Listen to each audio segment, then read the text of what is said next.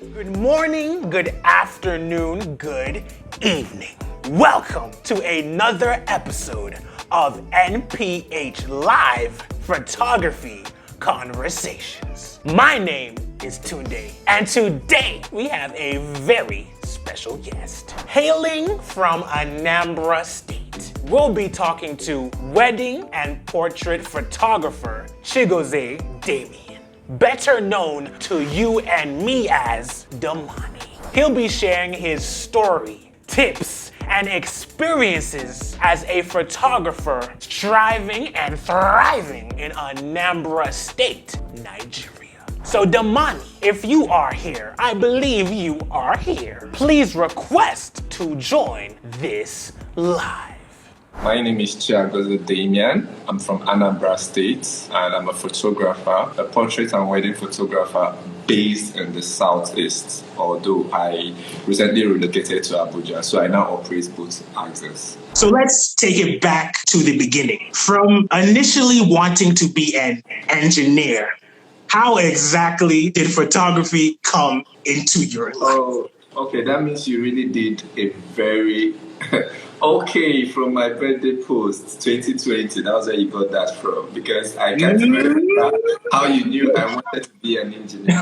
Actually, from the onset, 2017, I never went into photography because I never knew I would be a photographer. There were signs that I was doing, like I was always doing something related to photography, because when I came out of school, from secondary school, my mom took me, I was meant to go for a computer school, but she later told me to go learn how to fix computer because, like I told you, I was meant to be an engineer.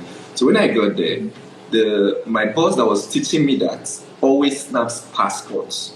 Do you understand? So I got there and I learned everything. But I found out that that was where I learned how to compose the camera, hold, with all those mini cameras. You understand? So, I never had intentions of being a photographer. So, what pushed me into photography was I used to be a guider in MMM. So, I used to make money. That was how I made my money. So, when MMM closed up, when they left, I was scared of going back to taking passports and, downloading music. When you've touched small money and you're going back to picking one naira, you understand? So I started thinking, what is one thing that I know I can do right now that's going to fetch me money? At least feed me and pay my bills, my house rent. That was what I was doing. So I was going through my Instagram and I saw a picture. And I looked at the picture, I was like, okay. That was when I was like, this picture is not looking that good. I could do better. And then after MMM, I've been at home for over 4 months, looking for what to do. Do you understand? So that was when I saw that picture and I said, wow, I could actually take pictures. So I went, bought a camera. I started from church. In fact, as a matter of fact, it was from church. I saw the picture. So our media head in church, Pastor Jacob, he will always tell me, okay, they'll get a camera and tell me to just hold it and stand in front of the church. So that was how I started. Do you understand? Okay. So then my consultant spotted me one day and called me and said, you could actually do this for business.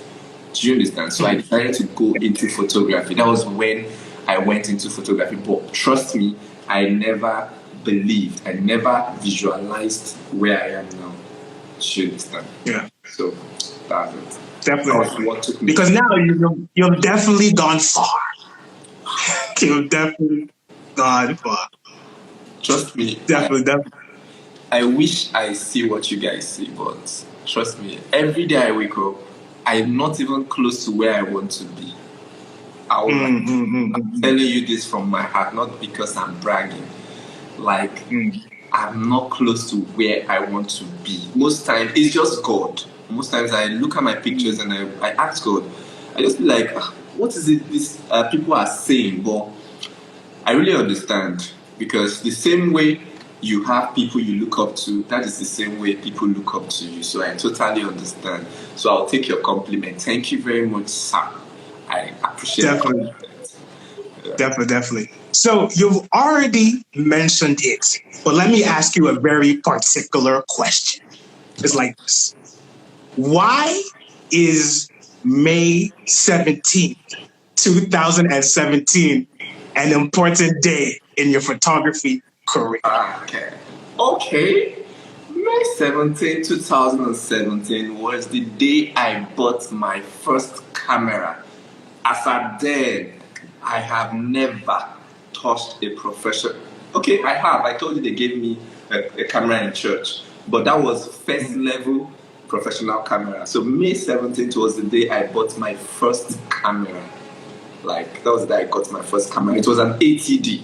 And I remember very well. I bought it for 470,000 naira. That was when I got that camera. Was there any particular reason why you chose that camera? Nah. Actually, it's like I told you, it's just God. Because I went to the market. I'm based in the East, so I traveled to Lagos, to Aroloya. If you know where they sell camera, Aroloya. So I met the man.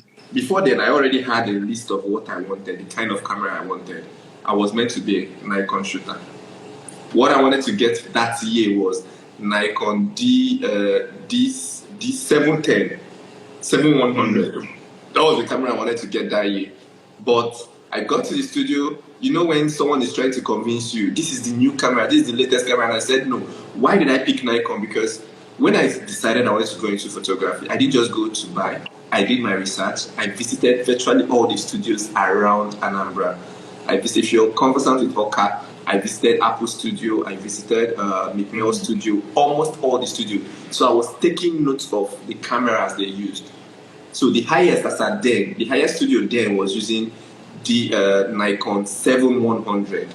So that was why I took that particular camera and went to the market. But I got to the market, what made me buy the Canon was because the man gave me an assurance that it was higher than the one I brought. And when I checked the price, that one was about 300 or something. Then the other one was 400 or something. So as an Igbo man, the more the price, you understand. So, another thing is, he said that Canon would do both pictures and video, whichever one you want. So that was why I switched to Canon. Yeah, that was why. Makes sense. Yeah, and why I even bought ATD? Like I told you, I never knew anything in photography. Mind you, as at that period, I never knew anything in photography. If not, I would have gotten a full frame. But ATD was a crop frame. You understand? So that was why I had to buy another camera in less than, I think, a year plus. I got a 60 Mark II. Yeah. Oh wow. Okay. That's cool. So staying in the beginning of your career still, you've said in the past that when you first started, not a lot of people wanted to help you due to the fear of competition. Yeah. So we wanted to know, what are your thoughts on the fear of competition within photography? Okay. Anyway, like everybody has their own, the way they feel. To me, I believe one of the reasons why I teach people what I know is because I want to have a reason to learn more and get better. Do you understand? So, fear of competition, I'm in the East. Like I'm based in Anambra State, Oka. Precisely, that's where I started my career from. And every photographer here, aside from now, then will tell you that most 75% or 80% of the photographer that was at the East then, they never wanted to share. Do you understand? Everybody wanted to be at the top. Like, I can tell you, I offered money. Like, when I mean money, thousands of naira. As a matter of fact, there was a photographer that even told me to get 25,000 naira for Retouch Academy. The Retouch Academy. Do you understand? So I was like, that was how bad it was. If I had that money, if I had that money, I would have given it. But I didn't. Do you understand? So I think I was offering him 15,000 naira. That was how bad it was. I know how many people have contacted me for Retouch Academy. What I had to do is that I had to upload it on my drive. So once you just ask me for it, I just copy the link and send to you. It's nothing. Do you understand? So I don't think there's anything like fear of competition. The sky is too big. There's one thing I've realized. No matter how good you are, no matter how bad you think you are, there is someone out there that would value your work. Do you understand? Someone out there would value your work. I don't really like talking about the past. Why? Because I think it's part of that made me. If they had accepted to teach me then in Anambra, I wouldn't have gone out to Lagos image faculty to learn. Do you understand? So I just say it because I want people to know, young photographers out there to know that it's not easy. Don't be discouraged whether you're trying to, you understand? That's why I say it. But I still thank God. Like, I'm still grateful to God that they didn't even teach me. Like 70% of them, I came back and taught them again. 70% of the people I went back, I asked to teach me. I came back to this time and I taught them. And this time around, I didn't charge them money.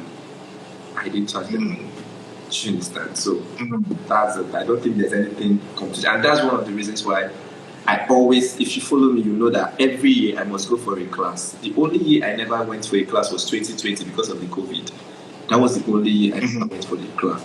Every year I go for classes. Every year since after my career. When I started photography professional, I go for classes every year. Definitely. The thing is that you already mentioned our next point because I was going to talk about image faculty.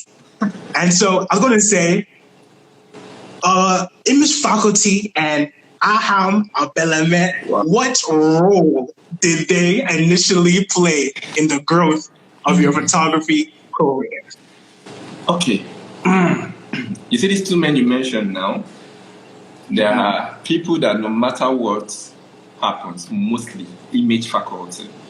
That is a man that I owe, like, he's the, they say God bless you, but people say God uses a human being to bless you.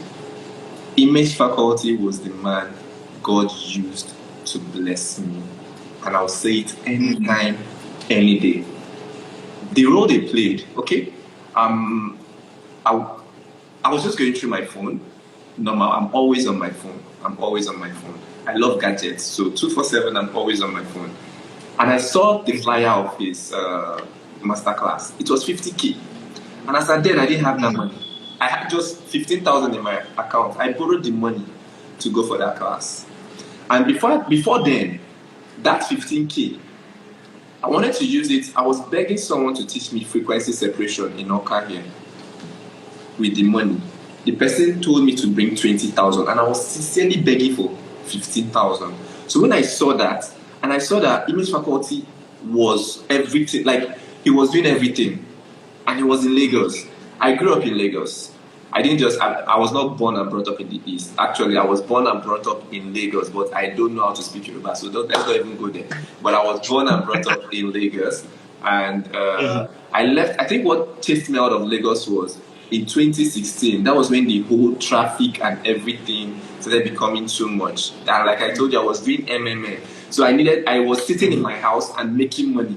So I didn't feel like there was any need for me to be in Lagos. That was why I relocated to the East, because East is more quiet and, So that was like when I saw the opportunity, I was like, okay, I could actually go to Lagos. I still have people in Lagos I could stay with. So it's just the money for this that I need and transportation. So that was when I went to Lagos. And if there is one thing that I learned from image faculty, it was retouching. Till tomorrow, I'll tell everybody I know, that man is still the best retoucher we have in Africa. Till tomorrow. I don't care what you people are doing, but you see image faculty, he's still the best, the number one, to me, retoucher. Do you understand? So I learned, that was the main thing I learned there. I went with the goal of learning. And he would always say, I'll always say, image faculty will say, if you can get your frequency separation right, you're already 80% you've gotten your picture 80% correct. So that was why I had to learn frequency separation. And that frequency separation changed my game. That was what changed my game. Like, that was what kept me out. As when I was leaving the East, we didn't have much retouchers. Like, even the people that were retouching here, they don't know how to do it very well. Even when I came back, the next year, virtually 80% of almost all the photographers in Anambra went to image faculty's workshop because of Damani. Yes, yeah. Virtually 80%, if not 100, virtually everybody went, because when I came back, I'm this kind of person that when I learn something, I love to preach the person's name. Why? Because I don't take credits. I didn't learn. I want you to know my teacher. If you could afford my teacher, you go for my teacher. I'm not a teacher. You understand? But I love teaching, but I'm not a teacher. If you can afford my teacher, as a matter of fact, my friend, I have a friend, a girl, I'm imagery. She's always close to me. She's learning from me. But she recently went for image faculty's workshop, and I was there. Do you understand? I told her to go. I gave her the go ahead and my full support to go for the class. Why? Because I knew that was where I learned what I learned. That man is a very good teacher. A very, very good teacher. And that is why each time he brings out his class, he's always sold out. Do you understand? So as for that's image faculty. He started my career for me in the part of return. Then the next year, image faculty, Aham Ibeleme brought up a class. As I then, I never knew Aham. Aham Ibeleme. So when I knew Aham was when I was mentioned on a post by image faculty. There's this thing he told us in our class that he always, when classes come up, he always single pick from his ex-students to attend, to sponsor for classes. So Aham had a class then. His Aham's AIP, that was 02 or so, sorry, 08 or 07. So image faculty sponsored me to go for the class. Do you understand? Image faculty sponsored me to go for the class. That was when I realized that. And I'm just I won't forget, when he picked me up, I was reading so many comments. Boss, this is Pasha. This guy does not have anything he wants to learn. Please, we are the ones that need this class. You understand? I was just smiling. But I knew that there was something I needed to learn from Aham. So, image faculty taught me retouching. Aham taught me lighting. That is, see, you see, that's Aham Ibeleme is another photographer that he has a different style in Nigeria. Like, my friend, I and my friend was talking last week about him, and what my friend said that Aham Ibeleme is a Hollywood photographer. That was what he called him. Hollywood, not Nollywood. I said, why? He said, this guy's pictures, this man's picture, my boss' pictures, could actually go for any film cover without editing. Just pick it from Instagram. And if you look at his pictures, the only thing you could tell there is, you can just, how did he light up these pictures? He's good with lighting. So what I learned from Aham was lighting, how to control your lights.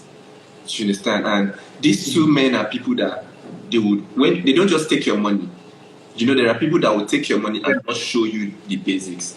These two men pour out everything they know to you. Like, they will teach you everything they know to you.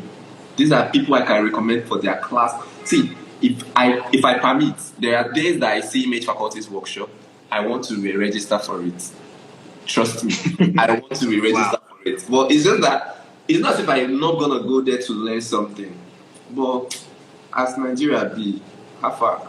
You understand now? And every day things are getting more expensive. But one thing I said I'm going to do, which I think I would do, is I would sponsor two people to go for these two classes. Like one for image faculty and one for Aham Ibeleme. Their next class, I think image faculty too. I'll call him after this. Thank you. After this call, I'm going to call my boss and I'll tell him that one person, I want to sponsor one person as a birthday gift. You know, my birthday was just 2 days ago. So I'm going to sponsor one person and he will be the one to pick the person to go for that class. That's what I'm going to do. Yeah. Okay. Definitely. But it has to be somebody that's not an ex-student. Yes, that's not an ex-student and someone whom really deserves it. So I don't know if he's just going to find a way to do it. I'm not good at looking for. Or maybe I'll try. I'll just find a way with it. Just close your eyes and class because I mean, yesterday he brought out a class yesterday, and in 2 hours, 4 hours, it was already booked. You understand? So I'm even doubting if this particular one is going to be available. But even if not this one, the next one, I'm going to sponsor 2 people. One for Aham Ibeleme's class and the other for image faculty. I think that is one way I should just tell them how much I should impact the world more. It's not just doing my own class, but that's what I'm going to do. So at the Aham Ibeleme's AIP workshop, you won a Canon 80D at that workshop, right?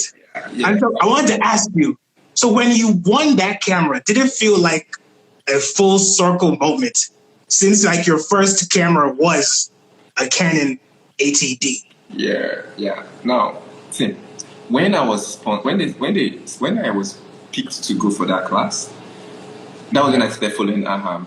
And the next thing he posted, a camera joint was sponsoring that class with the camera. I'm not proud now, but the moment I saw that post, I knew I was coming home with the camera. Like, I knew I was coming. Like, I'm so confident in myself. I think that's one of the things that pushed me so far. Even when I got to the class, I remember there was a guy close to me. I'm not good with names, but I remember the guy saying he's taking the camera home, and I smiled.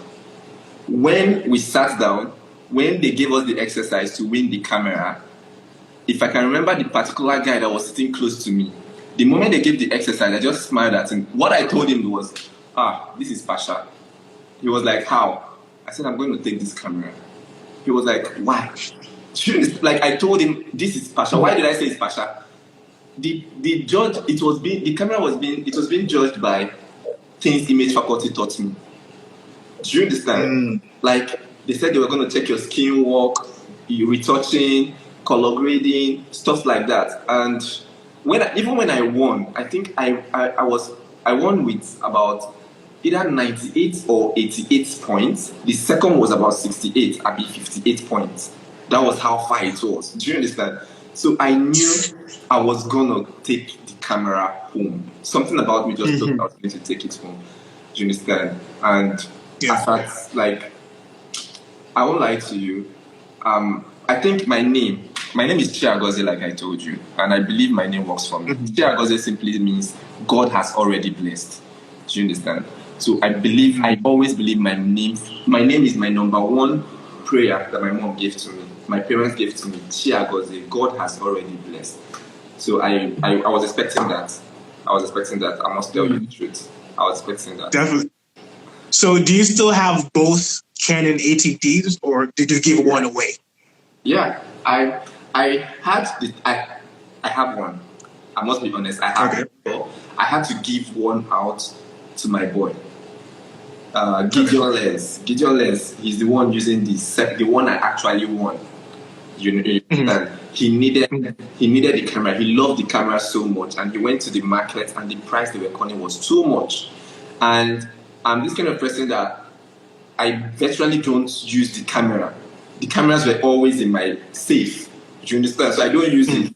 And I needed to get a Sony, and they were calling money. So I just had to give him the camera and told him, anything you want to drop, you drop for it. Do you understand? I just told him anything he wants to drop, he drops for it. But the second one, which is the one I bought with my money, the one I started my career with, is still with me. I'm putting it out. I know how many times I've woken up from my bed and I'll say, should I use this camera and do a giveaway? I'll say no. Each time I look at it, I remember where I start from.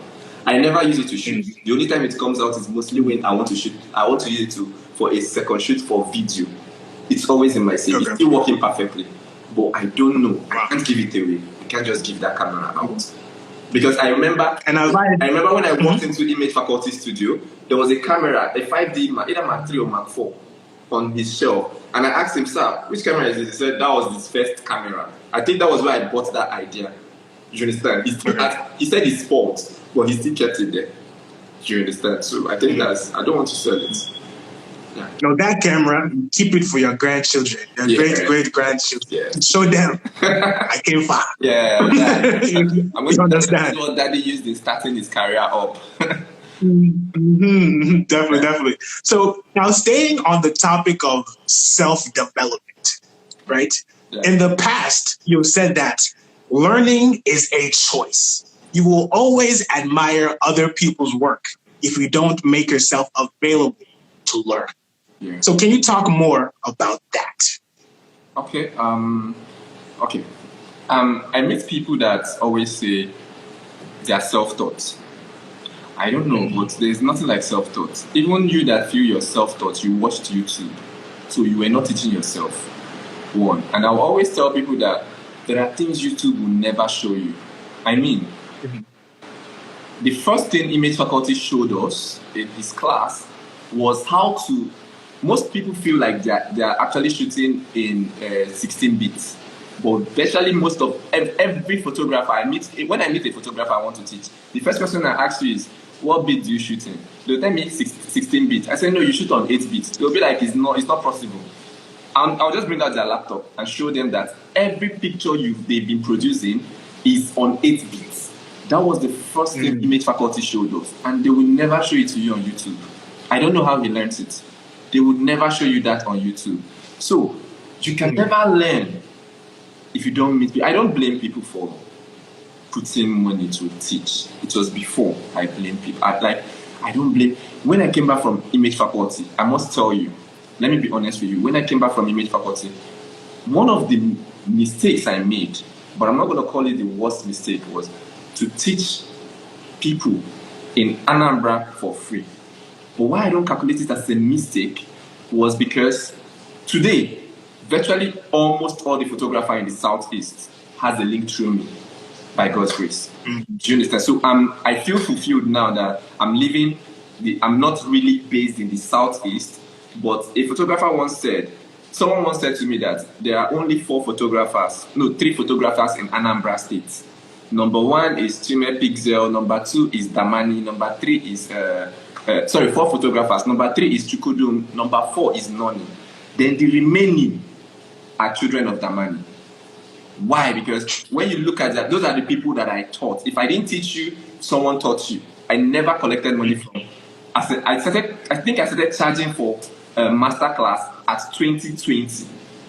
I went to Image faculty's workshop at 2018. I think 2020, 2021. No, 2020. Yeah, that was when I started collecting money to teach, and I was collecting as low as 25,000 naira. Why did I do that? Because I wanted people to start valuing the knowledge I was sharing. Sometimes it's as if it's not, because virtually everybody I taught then, because they learned it for free, they were just doing it anyhow, and they were not using it to make money. So they were spoiling the market for people that were using it for business. Imagine then I would charge 5,000 naira per section, and I allow those boys shoot in my studio, do everything, and they charge 500 naira per picture. Do you understand? So I had to stop that. So I say it's one of my mistakes, but I don't consider it as a mistake because I use it to bless life. And I think that's one of the reasons why I'm still where I am today. So I don't think there's nothing like, you need to invest in yourself.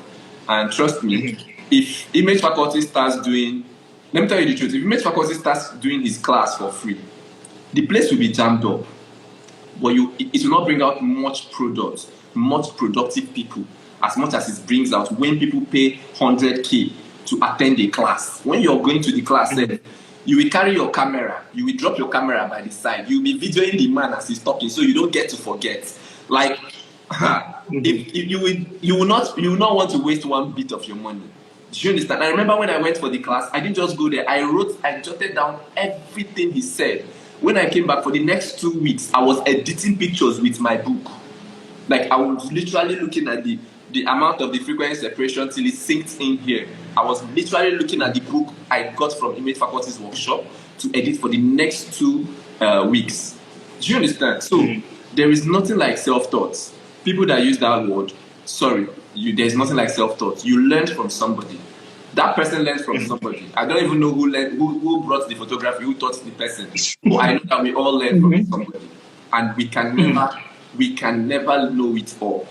Like, we can never know it all. It's just that we celebrate most of these big photographers, but deep inside, they go for classes too. Do you understand? So I pity you when you think you could actually get to that point. I was arguing with one of my boys some months back, like early last month. He made a statement. He's a cinematographer. So I don't know if you know Otusali. So he said that Yes. Yeah. He said that Otusali is just expensive for the class. That he could actually take time and learn it. And I told him something. I said, I'm going to set 500,000 naira. For the next 1 year, you will not be close to this Otusali. Learn from wherever you want to learn if you don't go to Otusali. Do you understand? You can never. They need to show you the secrets. Most times, it's just a minor thing. Do you understand? It's just a minor thing. I've attended classes. The last video class I attended, I realized that for a cinematographer, the key thing, the most important thing in your video is your audio, not even what you're shooting. The audio is key. The audio that people listen, even if the video has a lot of noise, as long as the audio is so clear, it will be interesting. Everybody will want to watch it. Do you understand? These are the little things you would never know. Maybe people are expecting to go there and then see Otusali climbing a tree and then putting his camera like this, how he shot that picture. You don't get that. He'll just teach you how it's been done, and you find out that most of the times we are the ones suffering ourselves. Do you understand?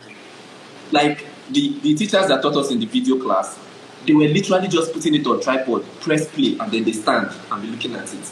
They are not moving it on gimbal. Do you understand? So things are as easy as that, but it's because what you don't know it, forget it. And in Igbo they said it's what you don't know is bigger than you. So you have to develop yourself. How do you develop yourself? Go for classes. So they teach you those things. They show you those things. Do you understand? I won't lie to you, but I don't know what would have happened to me, where I would have been if I felt like, no, I can learn photography from YouTube without going for that image faculty's class. I don't know where I would have been today. Do you understand? So let's just drop. I know how many. I was not just the only people. I can give you names of people that are not Instagram friendly. Go to their work. You will see that their works are speaking. Nobody attend image faculty's class except you don't know what you went there to do. Nobody attend those classes and come back the same way. Do you understand? So it's normal. It's normal. I think that I was looking for that to ask you this question because I could tell from obviously going to your page, you're very big on the self-development space, and other photographers need to kind of catch up because you made other quotes on your page that I can low-key bring up, but there were plenty about you basically learn during your free time. Basically, the more you learn, the more you earn, and I feel that that's like your philosophy in photography, which is something that I believe everyone should eventually get on. Yeah. Definitely. And so one thing that you've definitely learned is color grading. And so for the people that may not know, what's the difference between color correction and color grading? Okay. Color grading. Okay. The difference. Let's take it bit by bit. You ask the question, what's the difference? The difference between color correction and color grading is color correction is when you're trying to correct the white balance. Do you understand? Most people, I see, then I used to do it also. I take my pictures, I put my white balance on Kelvin 4,700 to 4,005. Do you understand? So now, people that do that will have to first do color corrections before they start color grading. Color grading is just amplifying the colors that are in the pictures to what you feel is best to you. There's no trick on color grading. Do you understand? I remember when I went for one of the classes at the image faculty, then he wrote retouching, color grading, and I think ours was just retouching and color grading class. When I was asking him for color grading, my oga said something to me. He said, I can't teach you color grading. Yes, he said he can't teach us color grading. He said color grading is he just showed us where to tweak the colors from. Hue, saturation, those panels. He showed us curve, how to use curve. Then he said you manipulate it to what satisfies you. Do you understand? So color grading is just you amplifying the colors to your taste, how you see colors, and that's why I will tell any creative that doesn't use a MacBook or an iPhone please, I'm begging you, use your last card to buy it. Like, trust me, it will go. If you want to go into, in fact, I tell people if you want to learn color grading, you start from your system. Color grading starts from your system and your phone, because you don't want to be editing something. You're seeing green in your system, then when you put it in your phone, you're seeing blue. Do you understand? You keep messing the colors out, and then when you then post it online, the person that is using an iPhone that is original will be seeing purple. Do you understand? So you don't want to just let that. So people say I don't get to compare Samsung and iPhones. No, I don't compare those two phones. But for me, I'll tell you what works for me. MacBook with Retina display, or not anyhow MacBook. When I wanted to start with MacBook, I was buying MacBook. Like there were some that I don't know. When I look at the color, HP is better than them. Do you understand? So get a MacBook with a Retina display. If possible, before you buy the MacBook, you take your iPhone that they have not changed the screen yet, and then you send the same picture that is in the iPhone to the MacBook. Once it has the same color, you can go. Do you understand? So when you settle this first, then when you're editing, whatever tests you're seeing, like the color, when you're satisfied with the color as you see it on your system, even if you take it to your phone and you're not satisfied with it, don't worry about it. Post it like that. People will like it. You get your comments. Do you understand? So that's like the difference between color correction. Color correction is getting your white balance fixed. Do you understand? Getting your white balance fixed. The picture itself, the raw picture, I shoot on raw. So there are sometimes you can snap a picture, it's too warm or it's too cold. So you just color correct it. That's what you do. That's when you are doing color correction. The color grading is you applying, you getting the colors to pop. You can do it in so many ways. You understand? Maybe as we go, I'll tell you how I got to realize my own style, how I do my own. You understand? So I just answered the question. Like I said, I don't want to, because I notice it's like most times you give me the space to talk, and I talk and enter your next question and answer it ahead of time. So maybe let's just be following the protocols here. You understand? No. So since you're already there, how did you find your unique style? Okay. Like I told you, I always want to learn. I always want to learn. So the first thing I did was when I came back from image faculty, one of the things he told us is to always follow people that are in our field also. Do you understand? So I got to start following photographers. Then before I started following outside, I started looking for people that are in the industry in my location, within my location. So, and then there's this guy I came across, Lucas Ugo. Anyone who is in the Southeast should know Lucas Ugo. That is one man that till tomorrow, no matter what, I admire his work on a low key. That's another of my boss that doesn't know he's my boss, but he's my boss.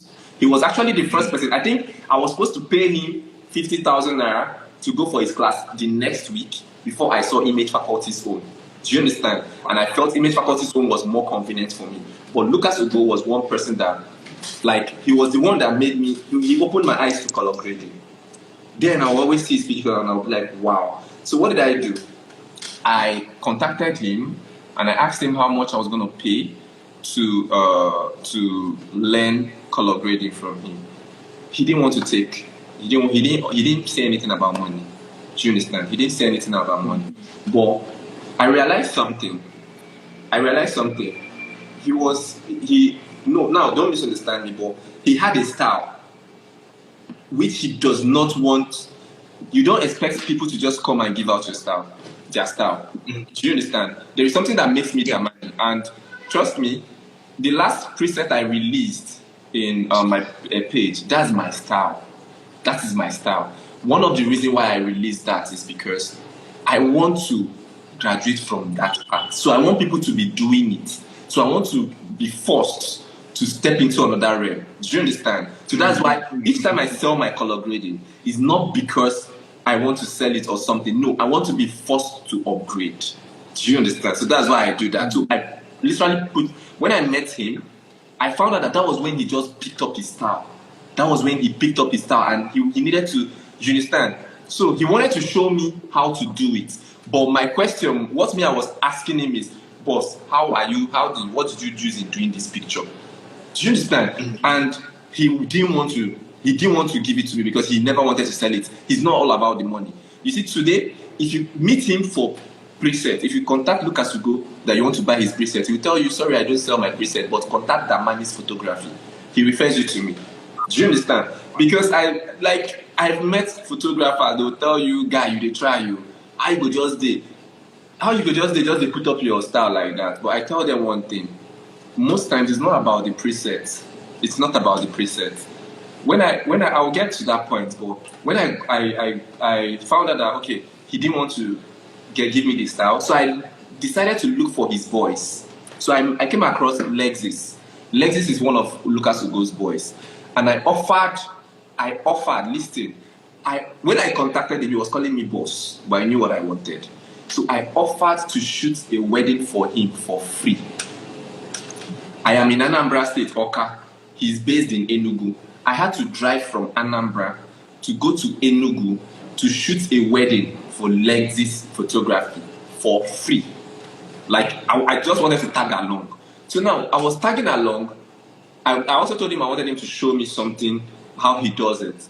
So I spent 3 days in Enugu. The first day, we went for the wedding. So I realized that these guys were not using lights to shoot weddings. I didn't wait for them to tell me that, okay, I'm not using lights. On that thing is, Bed will always say, you need to be a picker. You don't learn by asking questions. Okay, what did you understand? Pick what the person is doing. Then later you can ask questions. So you're directing your question to a particular thing.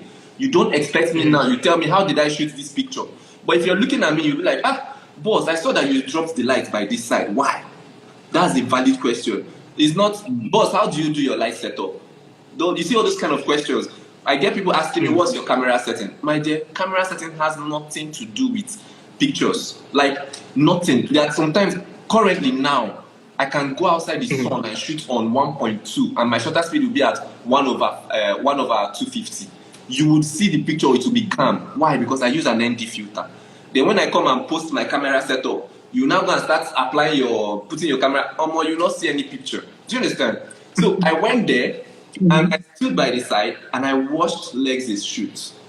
I observed, I was holding the light. I was holding the reflector. He was literally using only reflector. Reflector is one thing that I don't know how. I can bring everything for a shoot, but I always forget that thing. But that's the most important thing. I don't know how I do it. Do you understand? It's one thing I always forget, but that's the most important thing. Forget your light, carry your reflector. Do you understand? But I don't know why I forget it. I feel maybe I'm too confident in my camera and my editing skills. Do you understand?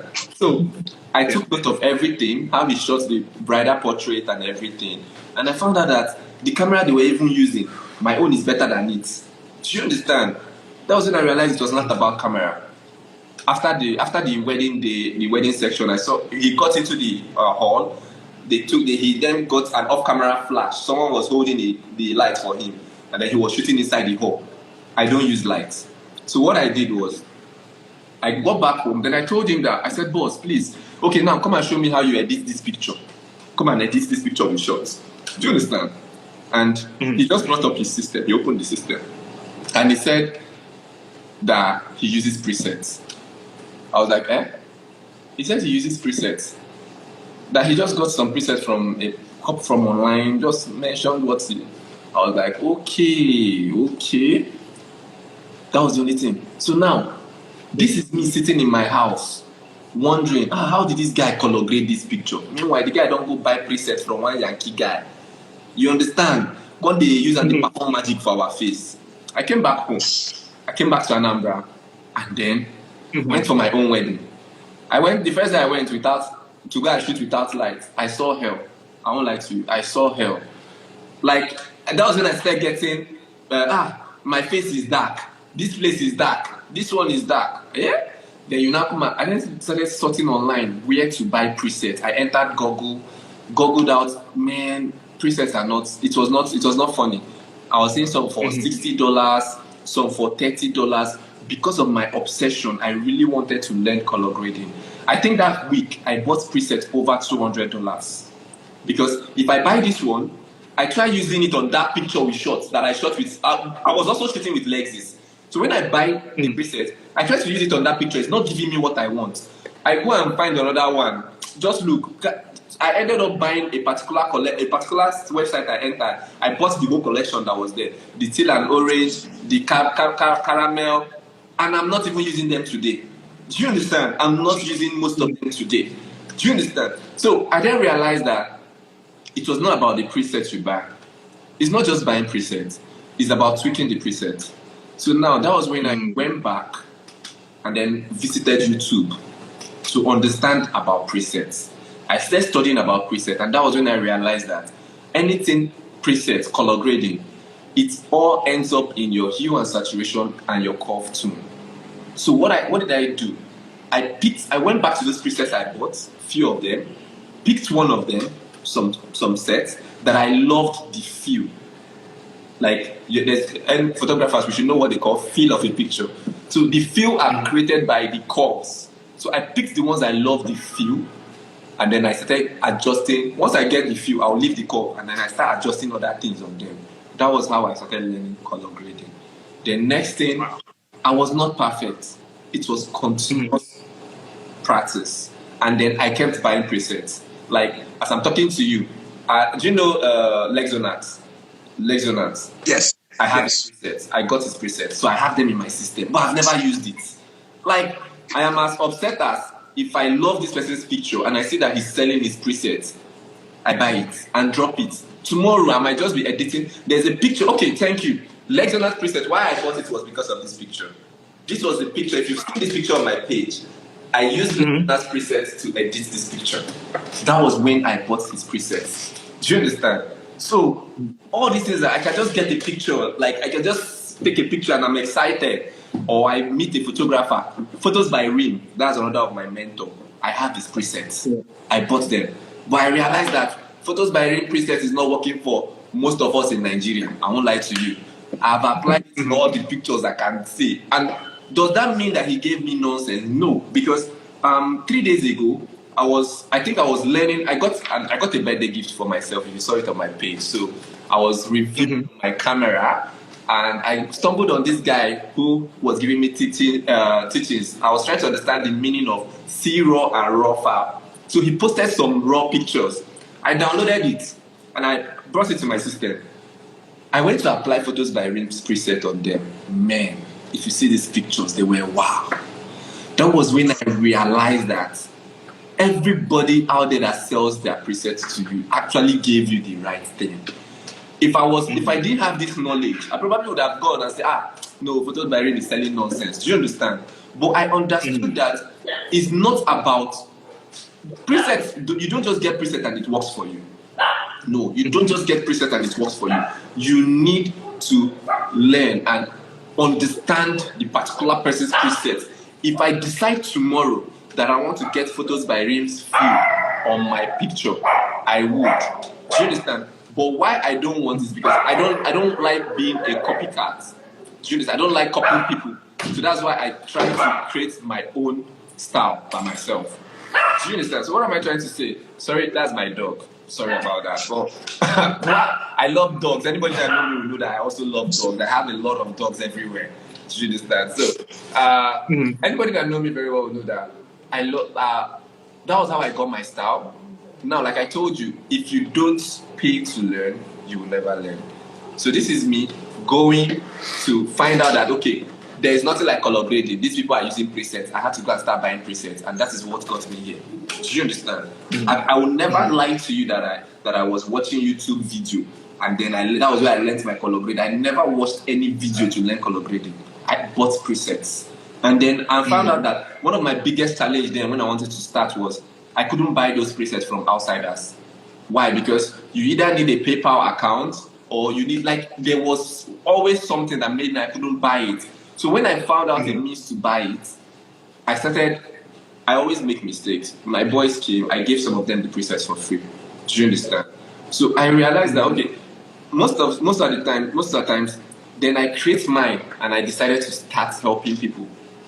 Do you understand? And anybody that is on this life that knows me very well, once you ask me, boss, I love your color grade, I tell you thank you.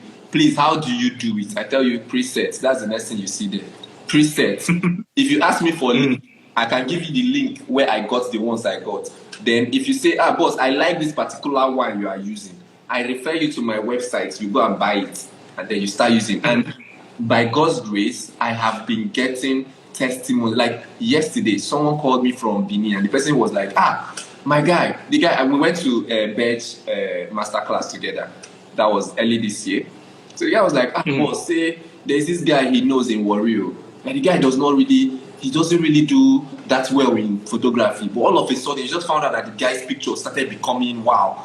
So he can go to the guy's studio. Now the guy said, almost saying that this guy, Damani. So the guy was like, now this guy, he said the place. He said yes. He said, He said what he said is in his mind is how he will know person they die. Another person will not know me. Just pay me money, start today. So the guy called, I just gave him discounts. He purchased it. Do you understand? So the presets are actually working. The presets, see, sometimes, I don't know, but sometimes, even if the presets are you feel the presets are not nice, but I think when you spend your money, when you pay your money to get it, God sees the heart.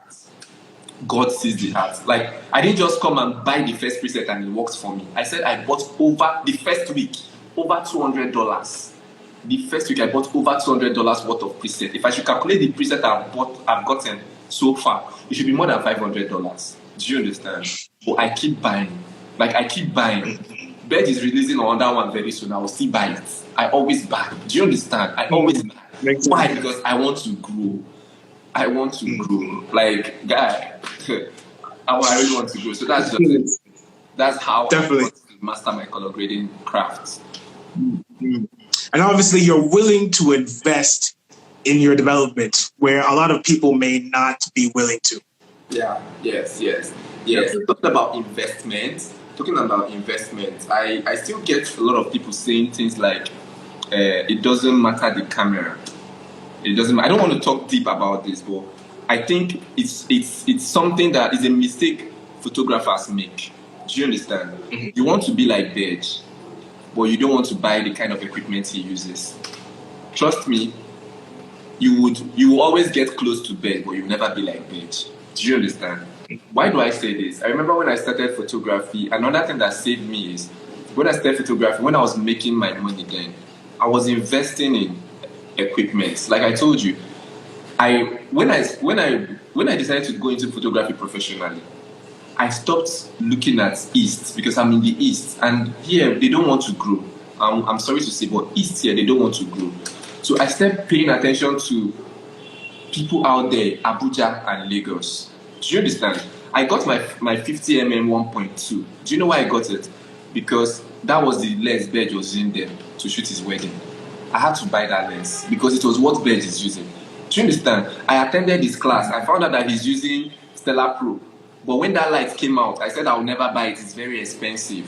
But after his class, when I was done shooting with the picture, in fact, the pictures I shot from that class, it was half of it was done by that light. I came back and I saved my ass. I had to even pay on my camera joints. I had to pay him 2 times for the light. Forget this one, people are calling Damani. I sent him the first money in my account, then sent him the balance before he sent me that light. Do you understand? And it was still in the class that I was like, no, I have to get an R5. Not because of the price, not because you want to show off. There are little things in photography that would help your work. It's not about editing.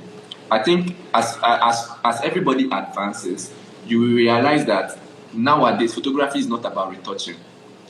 Then photography was about retouching.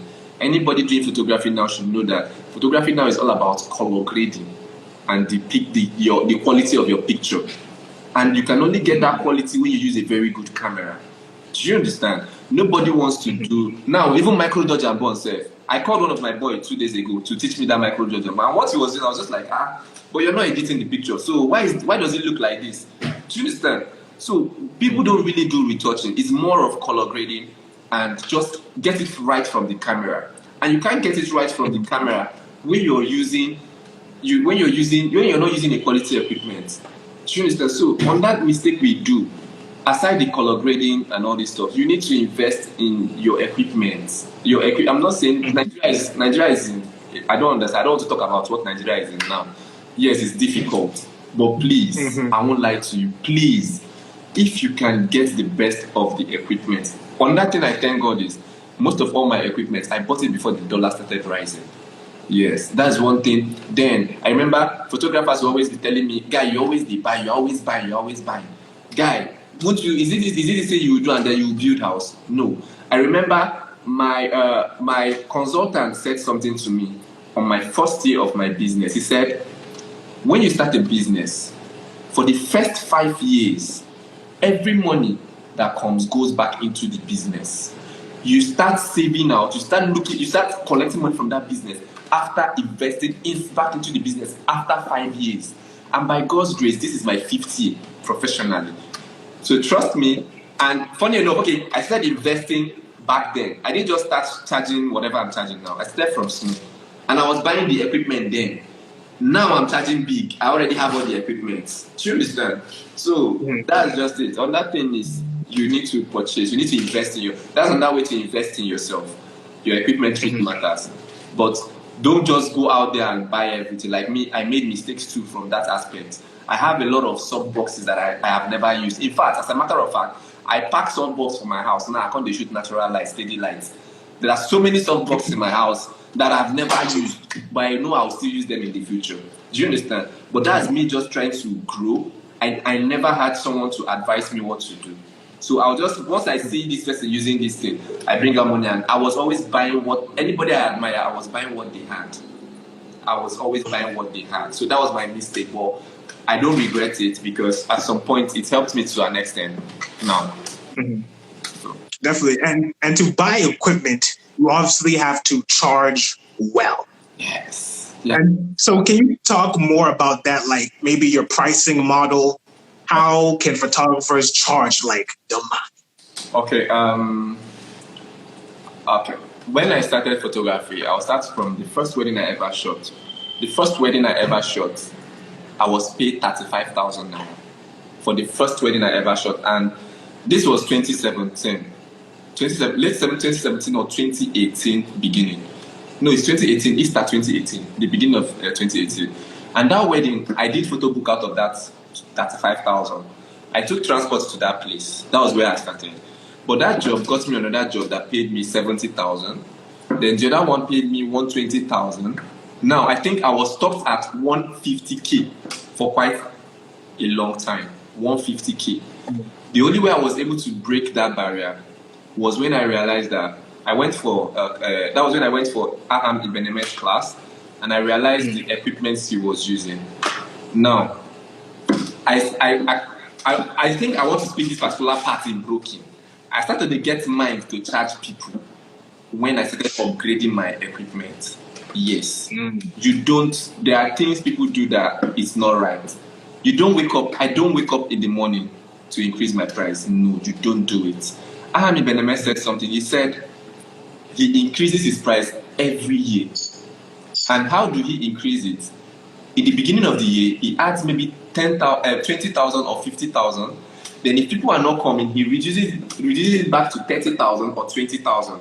Then once one or two people start coming, he leaves it there. Yes, you will go hungry for some time, but with time, once you're good, it will balance up back. There's something about when you increase your price, you stop getting bookings. Then there's something about human beings. They realize that, okay, this person is good, this person used to shoot, but all of a sudden he has stopped shooting. Why? They will then ask you, they say he's now expensive. People always want to go for that thing that people does not have, people cannot get. That's what you need to understand. So I don't just increase my pricing.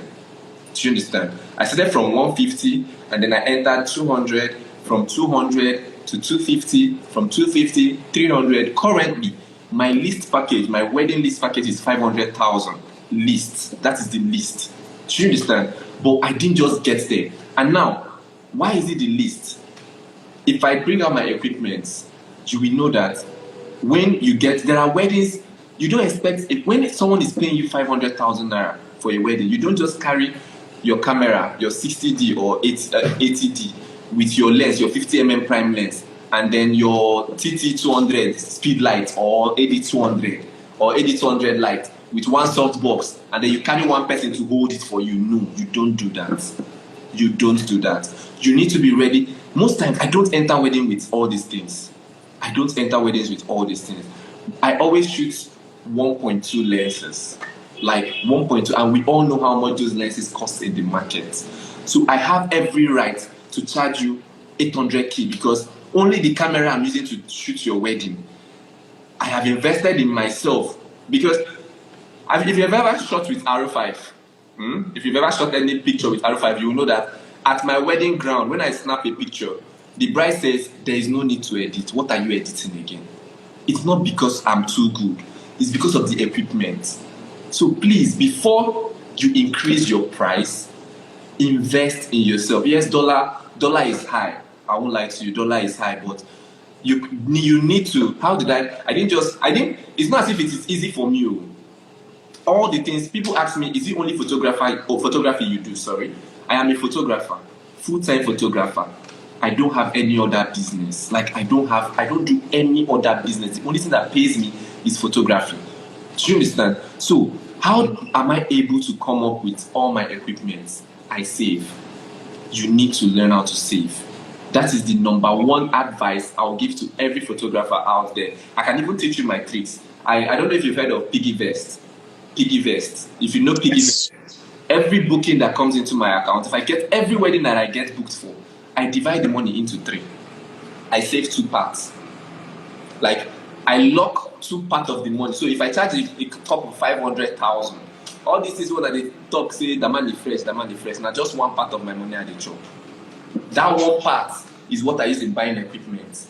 That 1 part, like little equipment. Do you understand? So and I always fix the 2 parts to come out twice in a year. Those 2 parts, I lock them. They come out only twice in a year. The first part comes out December period. Now, why does it come out December period? That is when I get to pay the team I'm going to be working with for my season job. 1, and then if I need to buy any equipment, major equipment like a drone, a camera, I'll get them from that 1 part. Do you understand? That 1 part. Then the second part comes out the next year, February of the next year. Now, that part doesn't go for equipment. That part is what I can use to do, invest in my personal life, whatever I want. Maybe I want to buy a land, or I want to do something else. That's another thing I do. So, what got me this far is savings. I save a lot. Like you can be with me. Anybody that has stayed with me, we know that I eat only 2 times a day, and that 2 times is not that I don't have the money to eat. It's not as if I don't have the money to eat. I have the money to eat. But I'm too excited working that I forget that I've not eaten. Do you understand? So, and anything that, out of the 1 part, I take care of my family, my whole family. I came from a family of 5. We are 5 in the family. 2 boys and 3 girls. I take care of all of them. So, when I tell you 1 part, the 1 part sustains all these stuffs. Do you understand? So you could. I wonder when I meet photographers, they tell me I'm the one taking care of my family. The first question I ask you is, sorry, how many family? 3 of my siblings are in university. Unizik, 2 are in Unizik, 1 is in Photog. You know how much is school fees. Do you understand? So, and my parents, they're in Lagos. I send them money, allowance every month. Do you understand? So, and I do all these things. And you're telling me, you take most of the people, let me tell you, most of the people that complain like that, they just use an excuse to squander their money. That's a very good excuse to squander their money. There is no way you will tell me that because you're taking care of your family, you cannot buy a lens of 300,000 and you call yourself a professional photographer. No, you're not. You are not. Do you understand? Maybe you're doing photography because you feel, most people go into photography because they feel it's money. I never entered photography. I never knew, God bear me witness, I never saw myself coming to this level in photography. I never. I went into photography just to feed and be able to pay my rent. Not even to take care of my family. But when I started doing photography, I found out that you could make millions. Then I saw life like birds. Why I told you that I've not started. When I went for Best Master's class, best car. I don't think I have the money he used in buying that car in my account. Do you understand? So I have not started. The car he drives, I don't think I have the money in my account. So I believe I will still get there. On that thing is time. We are like, you need to understand something. You don't envy any photographer. First of all, when I see a photographer who is successful, the first research I do is how long has he been into photography, and how consistent has he been? When you can answer these two questions, then you will know that you have time. So I think that's just it. Invest in yourself, save. These are the two things that got me this far: investment and savings. It was because I was able to save and invest. That's why I'm not crying that 85mm lens is 900,000 now. Funny enough, 85mm Sigma at 85mm current price is 750k, but I bought my 280,000 naira. Now, I bought the lens 280,000. Let me shock you. I bought it 3 years ago, I'll be 2 years ago. But I kept that lens for my next camera. Like I had it, I knew that I don't shoot 85mm, but I have it. But why did I buy it? I knew I was going to buy a bigger camera. So I bought that lens for my next camera. Now I've gotten an R5. That's like the only thing I'm going to be shooting. 85mm. Do you understand? But I bought that lens way back. So imagine if I was to buy an R5 now with an 85mm Sigma Art. Do you know how much that is? Do you understand? So that's just it. So you obviously think ahead and plan ahead. Yes. And you also execute that plan. Yes. Yeah, exactly. Definitely. And one major thing you said is basically as you upgraded your equipment, you now had the confidence to charge to add your price. Yes, please. Don't just increase. Once you're still doing the same thing, and I didn't just upgrade my equipment. Like I told you, I'm always going for classes every year. 2018, I went for image faculty. 2019, I went for Aham Ibeleme. I told you it's only 2020 I didn't go because of the lockdown. 2021, I went for a video master class with Promise Charles. And then 2022, this year, I went for N.P.H master class. These are the years I've been in. For anybody that know me, follow me, these are the years I've been in photography. And I can point out how many classes I've gone. And I always go them before my birthday or after my birthday. Do you understand? Because I just look out for them. So invest in yourself and your equipment before you charge, before you increase your price. And even say, makes sense. I think that way, if someone, imagine you buy a light of 700,000 naira and you increase your price to 500,000. Someone is now begging you to shoot him for 250k. When you remember that you did not eat food after paying for that light, And another thing I do that will help you to stand on your price is, before you increase your price, make sure you've saved money to be eating for the next 3 months, because jobs might not come in. Before you increase your price, make sure you've saved money that will sustain you for a few months' time. Because if you don't have and you increase your price, and the worst thing that you will do to yourself is when you increase your price to 500,000 and jobs are not coming, you now go back to 300,000 naira.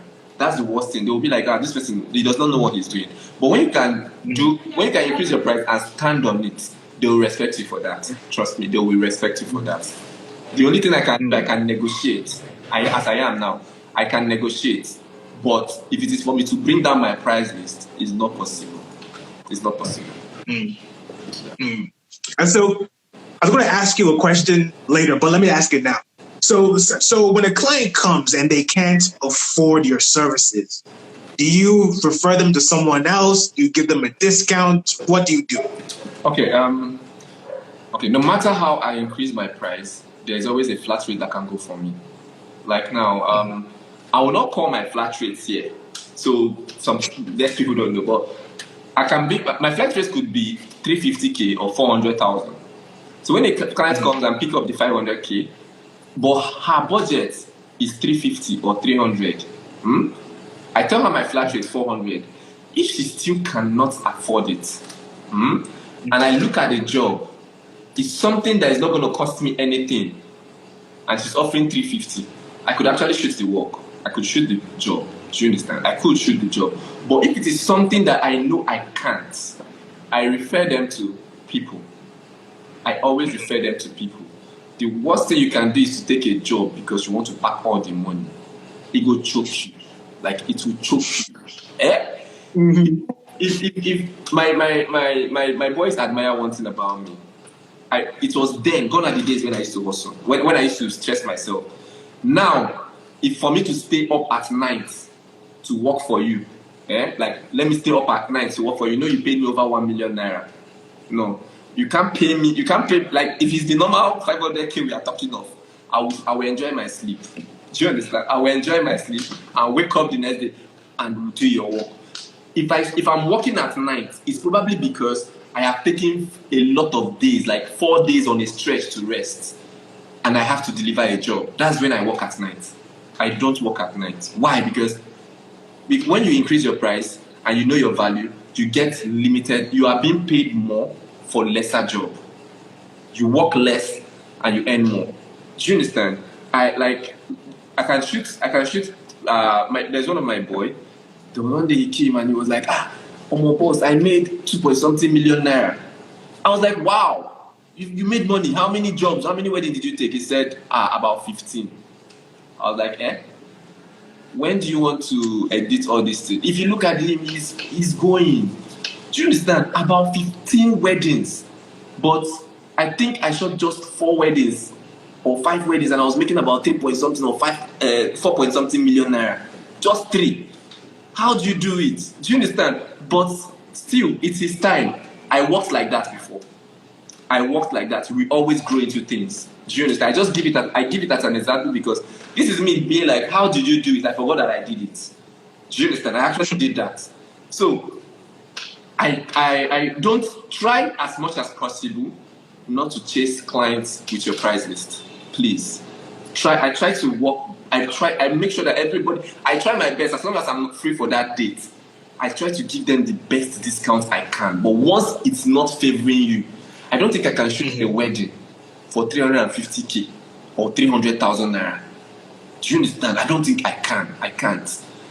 If you see me in that wedding, you won't see me with my R5. I won't lie to you. No, you won't see me with that. Do you understand? So, but I'm just joking, Sharp. I'm just joking. Another thing you need to do is, when you buy those equipment, you don't select weddings you take them to. Make sure you get the best out of everyone, whether they paid you. See, those package, why we do those package things is just because there are some people you will show it to. There are people out there that has the money. There are people you will show it to. If they see 500,000, they'll say, this one does not know what he's doing. They'll shift you out. I know how many photographers have lost jobs because of that. Image faculty told me that he lost a wedding job. Why? Because when they told him to bring his price list, he gave them quotes of 700,000. So when the person that introduced him to the family said, when they brought up his case, they said, that your friend does not know what he's doing. How would he be shooting a wedding for 700k? They said the person that shot that wedding, what they paid him was 6 million naira. Do you understand? So always, that's one of the reasons for the package. Package is not meant to reduce qualities of pictures. No. But always try, when people book the higher package, give them extra, something extra. Something extra is not from the way you snap the picture.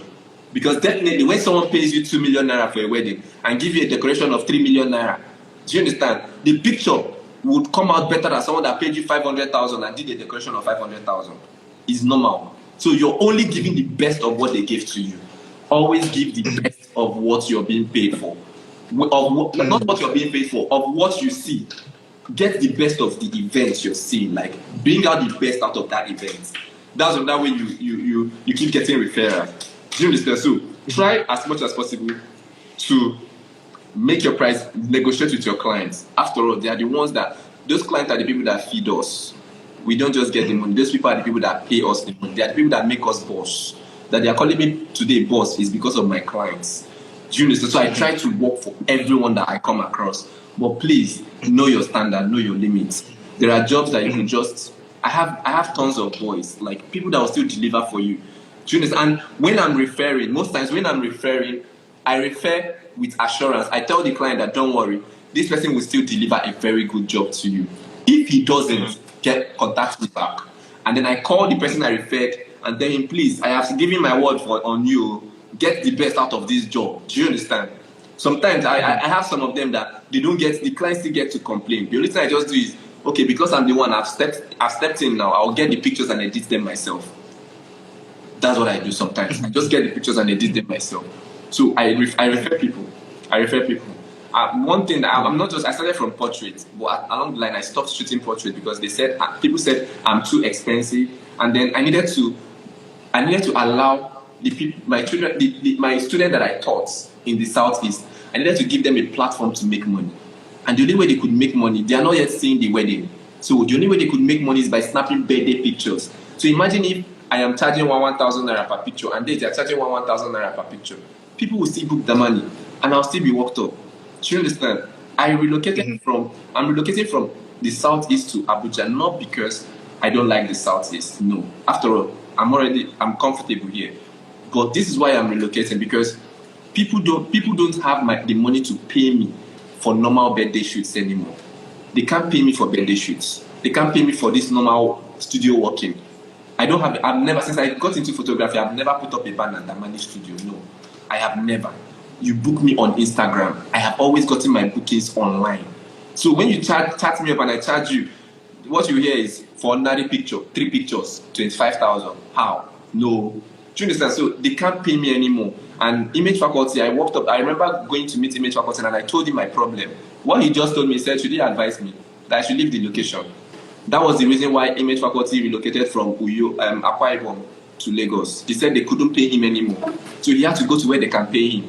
I'm bigger than the town, it's obvious. But I think when it comes to weddings, you will still be seeing me in the Southeast. Trust me. You see this town, I'm not leaving it for anybody. As long as the person get my money, I'm coming back to Anambra. The money's town. Definitely.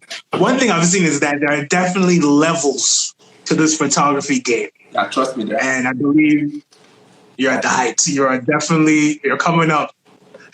Definitely. Now, staying on weddings. Now, as a wedding photographer, what are the key shots that you must have by the end of a wedding? Wow. I'm sorry, but I'll always be using my mentor's words to teach you guys. I remember that I asked the image faculty a question. I asked him, I said, sir, to shoot wedding, what of some people like us that haven't shot a wedding before? What do we do? Do you know what he said? If you don't know what to shoot in a wedding, just follow the bride. Make sure you're with the bride. That is the only way to get your balance. Once that lady tells the husband to pay the balance, you are good. So, please your bride. Please. You always need to please the bride. How do you please the bride? Don't make sure you get her makeup section. At least a picture that she will look and say, this is when they were doing my makeup. And when I say makeup section, I'm not telling you that period that she has not rubbed. When she's done with her makeup. I don't snap. When I don't go to, I see photographers telling me it's white wedding. It's a white wedding. I'm going there by 6 o'clock. No. I think I start shooting my white wedding pictures by 8 o'clock. White weddings. Why? Because a client that paid you such money, a whole money for her big day, doesn't want to be seeing her raw face. But people always snap before. I see people snapping before of a bride and after, and putting it on the album. No, they want to be seeing themselves flawless. So the only thing I do, I wait for the makeup to be done. When they are doing the makeup, I'm snapping the accessories. Do you understand? So when they're done with the makeup, the eyebrow, the lips, everything is set. I might just tell the makeup artist, okay, just act like you're trying to adjust the contour. Then she'll just try and then you take the pictures. She's looking shiny. Do you understand? So those are the kind of pictures, the kind of moments you pick. You know when to pick moments. Always make sure that the pictures are her pictures are beautiful. Then there are key pictures you don't miss. You don't want to miss her accessories. For a bride to step into the market and buy and pick a particular shoe, okay, this is what I want to wear for my wedding. It meant a lot to her. Do you understand? Because she saw 1 million shoes in that market, but she selected that one. So that particular shoe means a lot to her. You need to snap it and put it in her album. For her to select the clothes, I really don't know how to take clothes, put clothes on the bed or hang it on wall. I don't like that. But make sure you get every details of the clothes when she is putting them on. Remember to tell her to turn her back, take the front, get all those pictures. Her portraits. See, even when you're satisfied, even when you've gotten what you want, because image faculty will say all the things, no matter what you do, after shooting everything you want to shoot in the wedding, make sure you get 2 or 3 pictures for yourself. That shoot for yourself. Now, what do they mean by shoot for yourself? When I was coming up, people, as much as people say I'm good, people say my pictures are dark. Yes, people say my pictures are dark. Why? Because I don't shoot with lights. So I always shoot natural light. And up until I went for best master's class, I didn't know how to brighten the skin when you shoot with continuous light. But now, trust me, you don't want to try me. You understand? Try me. Don't worry. I have the recent pictures I shot on Saturdays are coming out. Well, that's another bad habit I have. I shoot weddings and you guys never even saw the weddings I shot December. Like, I've not released them. Weddings I shot December, I have problems with my clients a lot because of that. So, but let's just continue. We'll get back to that point. So, they said my pictures are dark. I got complaints. Like, even the team I worked with, I'll call their name, House of Vogue, Jazz Clothing. These 2 people are my team. They are one of the people I grew up with. I grew together with. But it got to a point when I started color grading. You guys were liking my color grading, but they were complaining that my pictures were dark. If I had stopped the color grading I was doing to please them, I don't think, probably you guys might not like, I might not be getting this thing. The way you guys are saying, oh, I'm good in color grading, it might not be like that. I found out something. The East, they love white pictures. So I had to stick to my style. Do you understand? So then it affected the kind of weddings I shoot. I've gotten people refer me to clients and they tell me, no. Damani shoots, his pictures are always dark. It doesn't bother me. Like I said, everybody in the market has a particular person. They have a market. Like, do you see one of the reasons why it never bothered me? I found out that people that were booking me, I hardly get bookings from from Anambra. People booking me come from Abuja and Lagos. So which is my style suits them. So instead of bringing photographers from that place, they book me. Do you understand? So that is my style. Then my pictures, I love dark pictures. Why? Because those are the times you get to see the details. That's how you know how good the person is. Trust me, forget all these bright pictures. You now go and watch you will not be seeing the knuckles again.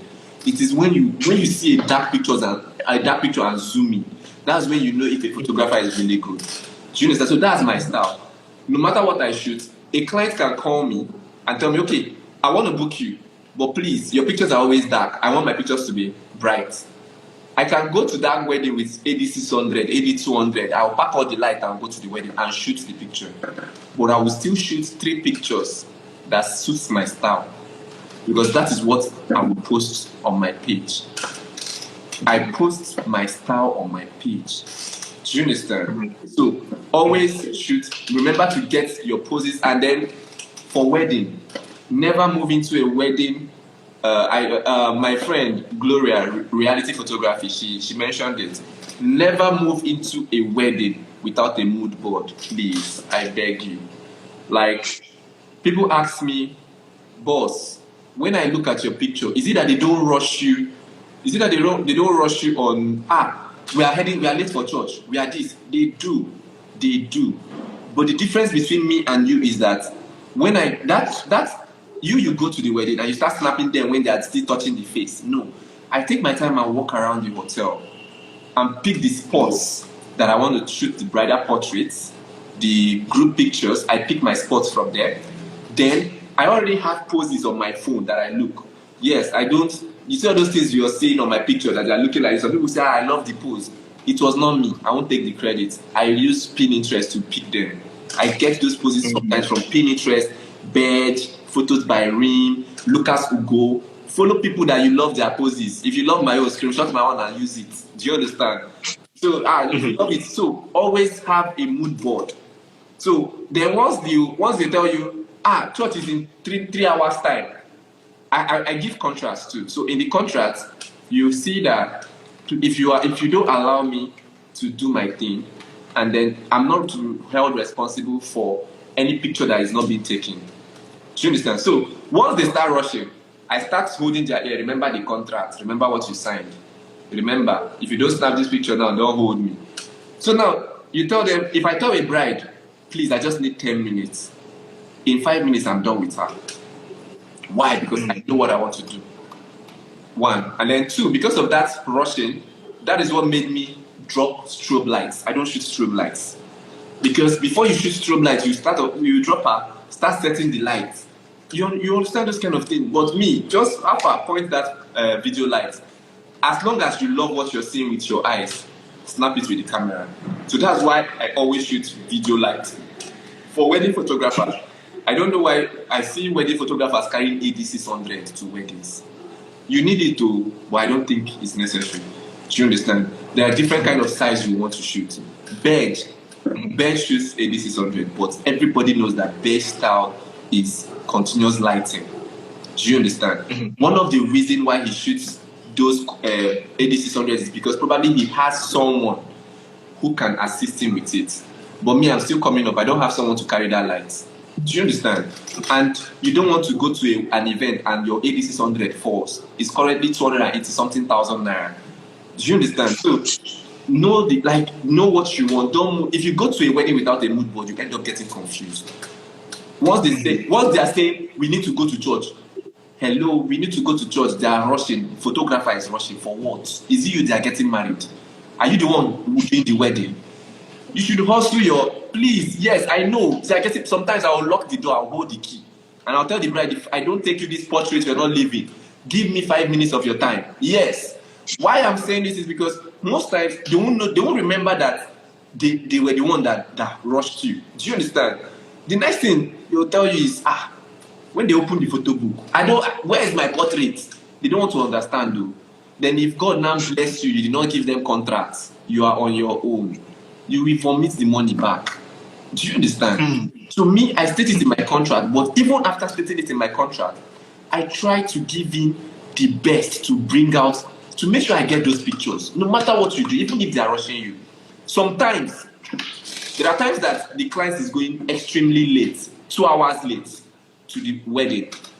What I just do is, once the location is, I tell them, please, after the church, we are coming back to this hotel. And they accept. Once they accept, immediately after church, we are driving back to the hotel. And then I snap my pictures. Do you understand? You might, even if you don't create the time before the makeup, create the time before they go for the reception. But you don't want to miss the bride's portraits, the groom's portraits, their group portraits, the both of them together. You don't need to get 1 million pictures. If you can get just 3 perfect poses, you're okay. 3 perfect poses. You can snap far, zoom in, close up, one pose. So now you have one pose where a full length of them, and then a close up, one pose. Another pose, a full length of them from different angles. Maybe here you're snapping both of them. The other place you're focusing more on the wife than the groom. The other place, do you understand? When you're done, once you just get one pose and snap it from different angles, you've gotten over 17 portraits for them. Put the thing in their photo book like that. Do you understand? So why it's as if they don't have time is because they don't plan. One, you don't plan. One, and then two, you have to know one thing. Image faculty will tell you, the earlier you realize the power of photography, the better for you. In a wedding day, you are the most important person there. I'm not saying you should go and use your title to go and fight for food. No. You're the most important person there, in the sense that you are the one that is meant to tell them what to do. Yes, I tell my clients, as long as you're booking me, I am the one that tell you what to do. Don't allow your client. You see, when a client tell you, I have clients that will be like, Damani, please, I want to snap picture on this chair. Even if the chair is going to be nice, I reject.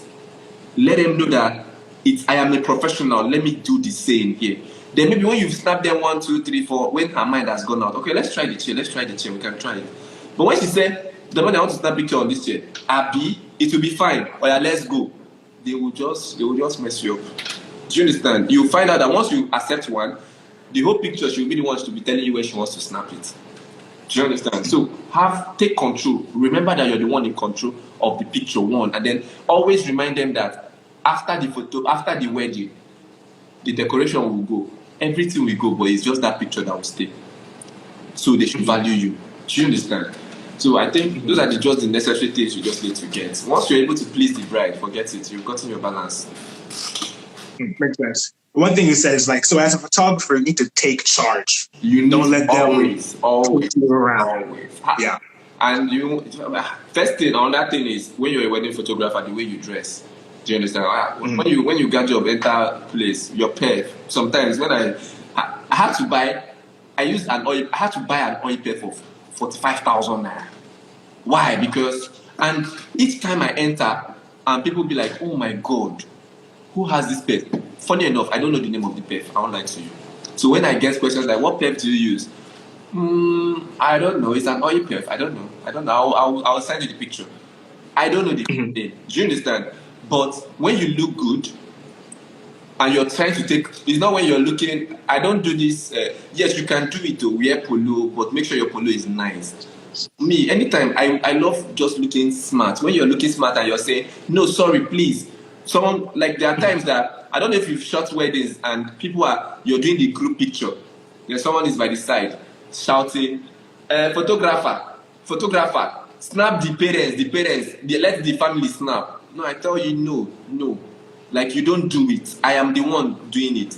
Then if the bride insists, I stop calling the roll. And then what you just see me doing, I'll just stand. Once they are set, I snap, I wait. Once they are set, I snap. Then if you make mistake and tell me, Damani, arrange us now.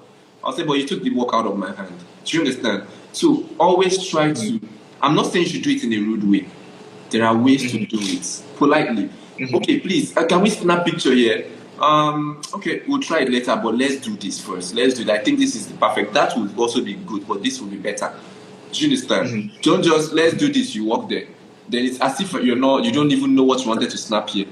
Do you understand? So that's it. Then when you're taking pictures of a client and you find out that she's more of a model, you leave her do whatever she wants. Just compliment her. Wow, you're doing lovely. And always appreciate your clients when you take them pictures. Snap the picture, look at it. Wow, this is beautiful. You need to see this. It stirs them up. Do you understand?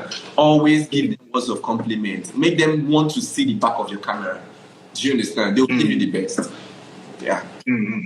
Okay, so two things. One, so take charge, but don't overdo it. Yes. Be polite with it. Yeah. Now, two, you said a mood board, but that can also be a shot list, right? Yes, sure. Definitely.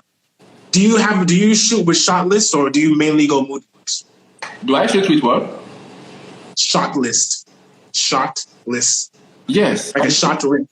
I do. Like, Okay. if I open my notepad now, you will see a lot of, I screenshot pictures and I show the clients. I show you, this is it. Look at what I want you to do. And I'll be showing you will be doing it. Do you understand? So that's, I always shoot. I always have what I want to create. I try to have it. Definitely. So at this point, you've definitely shot a ton of weddings, a lot of weddings. And so, right? Yeah. Or would you say it's not a lot? It's a lot because most of the times I get my clients come back and be like, you shot my wedding 2017. I can't even remember. I won't like you. I can't even remember. Jeez. Grace. Definitely. So I wanted to know, as a wedding photographer, how do you stay creative? Because to me, there's only so many ways that you can shoot a ring. How do you stay creative as a wedding photographer? By following, I stay creative by following a lot of good photographers out there. Like every time I see a post from Photos by Rim, I always want to go out and shoot a wedding. Do you understand? And then, like I said, I use Pinterest. If you open your Pinterest and type how to shoot a wedding ring, you will see over 1,000 pictures that you cannot even create. Do you understand? Trust me. Try it. Once you open Pinterest and you type, okay, how to shoot bridal portraits, you will see pictures that you cannot even create. So, and my phone is filled with screenshots. I have a lot of screenshots on my phone. And then every night, I don't think there's a night I stay without checking Photos by Rim, Bench. I look at Bed. Bed doesn't really post often these days, but I always look at his story to see his new pictures. That guy is good. You see that man? He's good. I won't lie to you. Those are people. When you see, one thing you know is there's this saying that says when you continue seeing something, it registers to your brain. Trust me. The more you look at good pictures, you end up producing good pictures. So, as funny as it sounds, I don't follow Tunde Ednod, Instant Blog. You see all these Davido. I don't follow those people. People I follow are photographers. I don't want to know what's happening in Nigeria. Yes, I want to know what's happening in Nigeria, but it's not my top priority. Do you understand?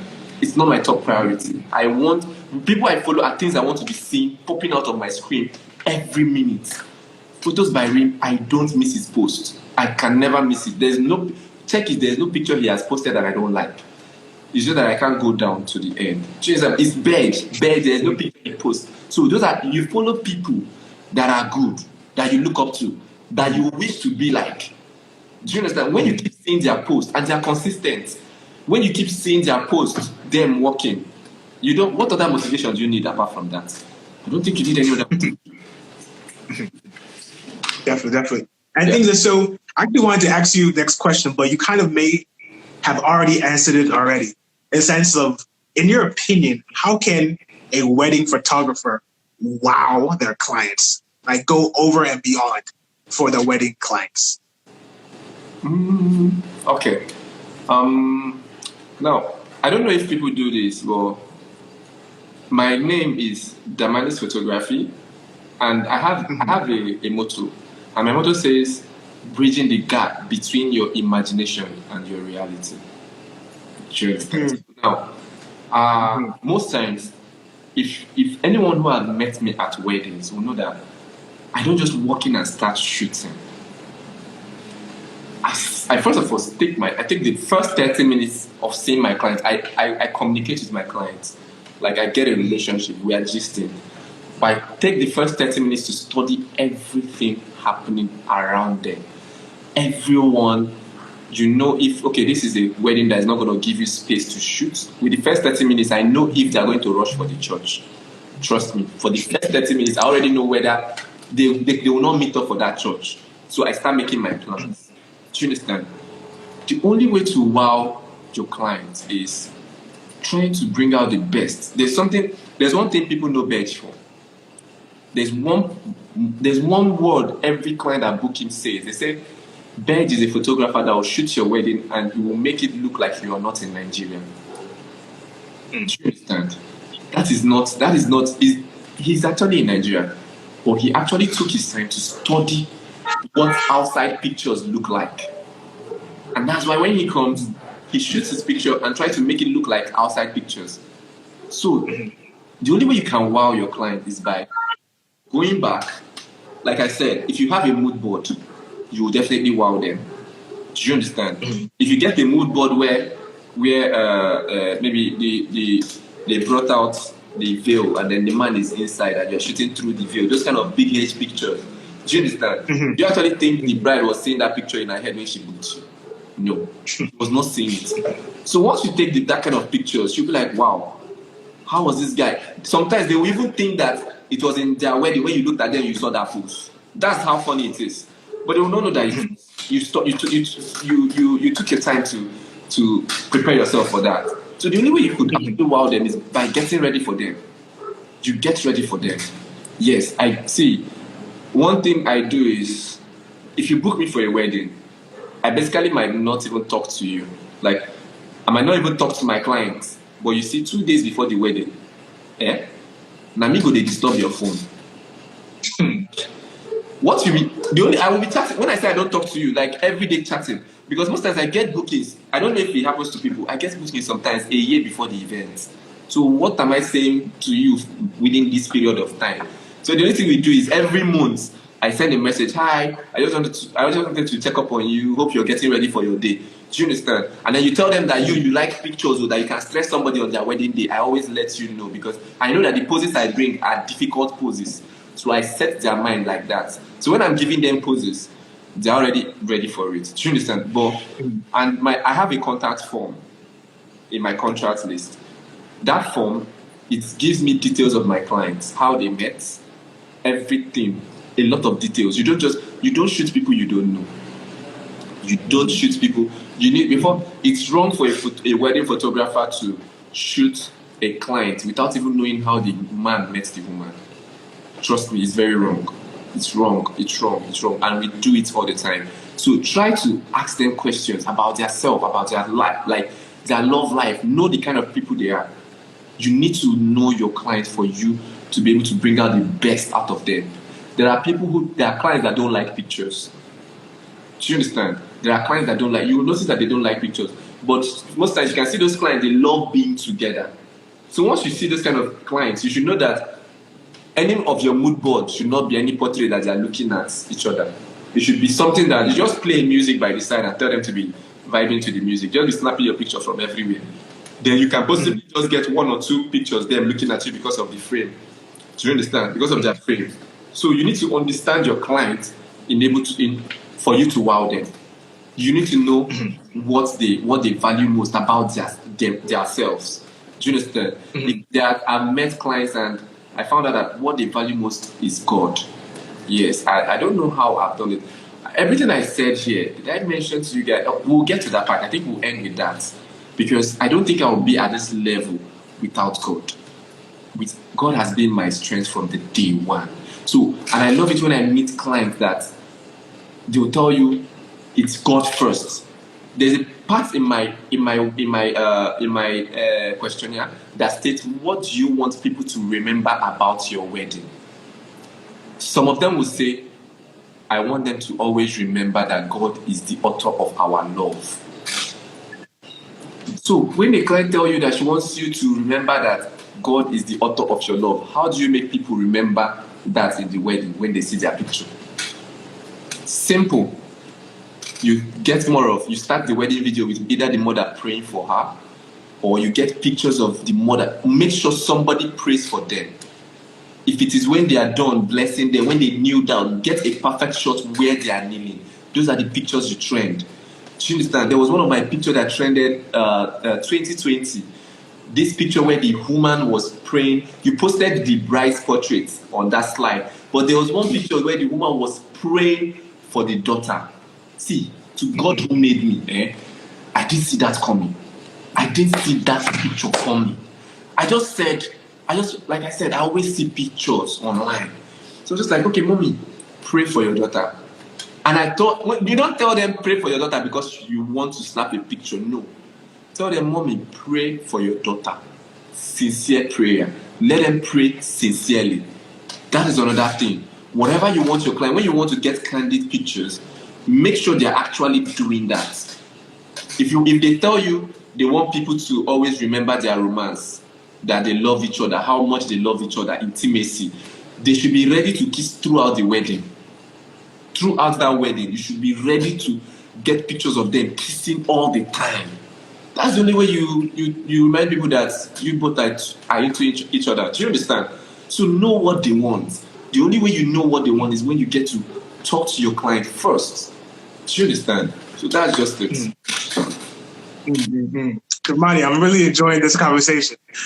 So definitely. Somebody said something about your questionnaire for your contracts. Is it possible to make that available? Sure, why not? Maybe what will happen, I'll just drop the link with you. Maybe they should just contact you to get it. I'll send it to you. Sure, no problem. Email, I'll just send it to you. Sure. Now, things that, like you said, in a wedding, you can definitely go over and beyond through different means. But one way you can definitely do that is by succeeding your wedding package, the wedding package that your client paid for. Yes. So essentially, now for all the upcoming wedding photographers watching, can you tell us what most wedding packages consist of? Okay. Okay, now, my least package, which is 500,000, what I offer is I give you a complimentary pre-wedding picture. A complimentary pre-wedding picture. It's complimentary. I use it as to say thank you for booking me. And it's always shot in my studio. So if you want me to step out of my studio, you're paying for extra costs like transportation. Do you understand? So it's consists of this pre-wedding picture. Then I give you a photo book. Now I give one of the biggest size of photo book, 1236. That's what I give. And the particular package I give comes with a calendar and a smaller mini photo book. So I just pay for a photo book. They give me these other two things added to it. Do you understand? And literally, that's the only thing I give for that package. I don't think there's a frame in that package. No, there's no frame. Then the other packages, other things I add is frame.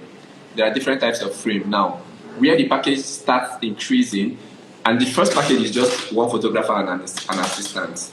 Where the package starts increasing is where you start having extra photographers, maybe 2 photographers. I think the highest has just 3 photographers. The highest of my package is just 3 photographers. I don't know what more than 3 photographers is looking for to snap in the wedding. Do you understand? But 3 photographers and assistants. Then I also do videos. So my package 2 comes with videos. And my video, what I give for my video is just the normal montage you see and then the full video. And I give it a soft copy.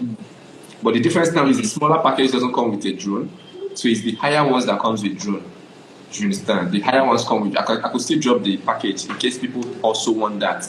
So you just see how I set it. I think I have about 5 levels of my package. But the highest is 1.8 million, 1.3 million, 900K, 700K, and then 500,000. Yeah, those are the 5. So those are the 5. And one thing I know about Nigerians is when you have a package like this, Nigerians, they don't want to be at the bottom. They always want to be highest at the middle. So do you understand? So that's where you make your money. So they always want to be at the middle. For that middle, what I give is you get 2 photographers, 2 cinematographers. You get the album, like I said, the set with the calendar. Then you get 3 frames. I give 3 frames. But what I give is frames have levels. I think I give 1 acrylic. If you know acrylic frame, this is a wooden frame. This is the kind of frames I give. Yeah, these are the frames that come with most of my package. I love these frames a lot. Do you understand? So these are the kind of frames. Sometimes I give it 2, 3. Then sometimes I give acrylic. Then for the higher packages, you get to see canvas. Those frames that you see 3 in 1 pictures, 3 pictures in 1 put together, then you line it up. So those are the way the English you got to speak for them and then collect more money. For all those things. But I think those are the necessary things you need to do. Get frame, anyone that suits you, any amount you feel like. But please, the way you set your price list. Even if I send you my price list, how I set my price list is an average owner of a business should at least keep 50% of whatever he charges to himself after all expenses. Do you understand? So if you know that when you're done doing all your expenses and you don't have up to 50%, now you're not doing business. So do you understand? You're not the boss. So why I put my price in 500K is so no matter what happens, every wedding I step in, I should have 250K in my account. After all expenses, I have more. Do you understand? Because I have literally all the equipment. Like I told you, I do the videos. So what I do, I pay for hands to just come and handle it and then do it. Then if I don't have the time, because I also edit videos, if I don't have the time, I pay an editor to do it. There are days like my December jobs, I don't edit anyone. Any of the video, I don't touch it because the jobs are choked. And you don't want to, another key is delivering on time. You don't want to hold your client's job. In my contract, it states that your job should be delivered within 2 to 6 weeks. 2 weeks to 6 weeks. So if it's period that is not season, I'm done with your wedding in 2 weeks. But when it's season, at most 6 weeks, I'm giving you everything. I'm done with everybody. Do you understand? And I'm this kind of person that I deliver at the same time. As long as it's a particular season, I deliver at the same time. I deliver everybody's job at the same time. So those are the things you need to put into consideration. Okay, so obviously you're good at the photography side of things, but you're also great at the business end of things. Is that image photography as well? Thanks to image helping you out with that? Okay, you learned that from image faculty. Yes. That's part of that's business aspect. He will teach you. Image faculty. Definitely. This whole advert is this live is an advert for image faculty. Definitely. And things that, so to wrap things up, when it's all said and done, what do you want your legacy to be? I think one of the things that keeps me going in photography is because I'm actually fulfilling that legacy, which is I want to be remembered not just for my works, but the people I've helped, the great photographers that come from me. Do you understand? Like, I told you I taught a lot of people. They said a king is known by how many kings he raises. That's my mentality. So I don't want, aside my work, yes, my work will continue. I tell people something, I don't think carry last. You see all those small boys, they don't go, I go work hard. Every teacher is praying for their students to be better than them. But I am one teacher who prays for the student to be better than him and still make it very difficult for the student to be better than him. That is one thing. So while you're dropping that pace, it makes them to want to step up their game. Do you understand? But I think what I want to be remembered for is two things. One, the beautiful memories I give to people through my arts, my pictures, the memories I give to them.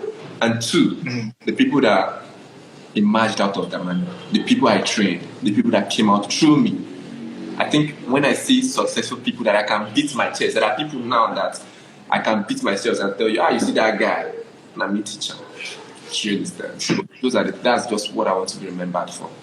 These two things. Memory I give and then people I've taught. That's all. Kings are raised. People like me. I want to raise people like me all over. And that's the legacy of Damani. Yeah. Definitely. And to conclude, right now we're going to take questions from the community. So if you have any questions for Damani, please type them now. So actually, there's a couple questions like, do you organize training? Which is a yes. Yes. But when's your next training? I do. I must say I've been pushed so far to organize a training this year, but one of the reasons why I've not organized training is not because I want to. Like I told you, I'm relocating to Abuja, so I want to be set. I want to organize a training whereby I can be able to provide accommodations for everybody coming from outside. That's the kind of training I want to organize. Limited seats, even if it means. I think most of my training that I've done in the past, some students came and they slept in my studio. And I slept there with them.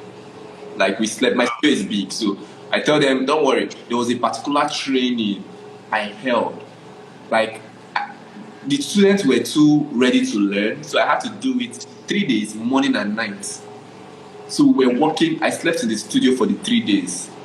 In the studio, we're sleeping in it. My studio has the bedroom and toilet. So I was sleeping in the studio for the 3 days.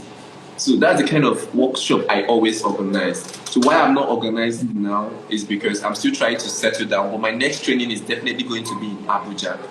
And it's soon. I don't know how soon. I won't lie to you. I don't know how soon. But it might be next year or this year ending, towards the end. But I organize one-on-one. If you want one-on-one trainings, you can just meet me specially for that. Do you understand? Definitely.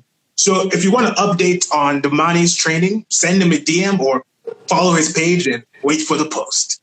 Another question here is that in the future, would you ever consider relocating to the Southeast to help further build up the photography industry there? Now, okay, this is one thing I didn't say here. I'm not relocating to Abuja because I love Abuja more than the Southeast. I love it when people call me king of the Southeast. I love it. But there's no money here. I won't lie to you. So one of the reasons why I'm relocating to Abuja is so I can make the capital to own one of the biggest studios in the Southeast. That is my vision, and I would accomplish it. So to your question, I'm coming back very soon. Trust me. Very soon. Yeah. Definitely. And one important thing about the Damani brand is your team, right? Yeah. And so somebody has a question here that says, please, how were you able to maintain a particular team you often work with? Okay, now talk about team. That's one thing I always have problem with. I don't have it's just recently I started having a team. Most of the reasons why I taught all those boys for free was so they can work for me as a team. But I'm this kind of person, I love people having their free rights. So there was never a contract or something. And human beings generally, it's just few human beings, they can be self-centered. So they come to meet you with a particular objective. Okay, boss, I want to learn. Let me work for you. The moment they learn, they feel like you are using them. They forget that you taught them. So the only way to build a successful team, if I would advise you, is pay them well. If you want to build a team, pay them well. This I learned from N.P.H. Pay them well. That is the only way you can keep a team. Once Nigeria is hard now, so how do you drop somebody to work for you? Most of the people I have in my team came to meet me to teach, and for me to teach you free of charge, you have to work for me for 2 years after learning. Do you understand? So, and the 2 years, once you learn, I can't keep you for 2 years without paying you. Do you understand? You're working for me. You're working with me. So that is the only way to build a team. You need to up your pay. And you don't necessarily need to. You could actually just look out on Instagram and look for people within your location who are already learning, and then you invite them to your team and give them offers. That's it. Now, do you do a flat rate, or do you give them like a tiny percentage of the whole pie? Photography, for my own photography, I do it by percentage. Do you understand? When I say percentage now, I'm not telling you if they pay me 1 million, I'll pay my team 1% or 2% of the money.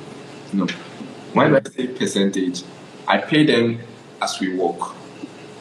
Every work we go. Do you understand? So now, if I'm not shooting my video, I get a cinematographer. That's my team. And in the Southeast, cinematographers are not really paid well. Trust me, they're not really paid well. So they earn about cinematographers, a good cinematographer in Southeast should be earning 35 to 50,000 flat rates. But I tend to pay my cinematographers 70,000, adding 20K extra. Why? Because when you start shooting, when you start doing well, there are classes of weddings you'll be going to.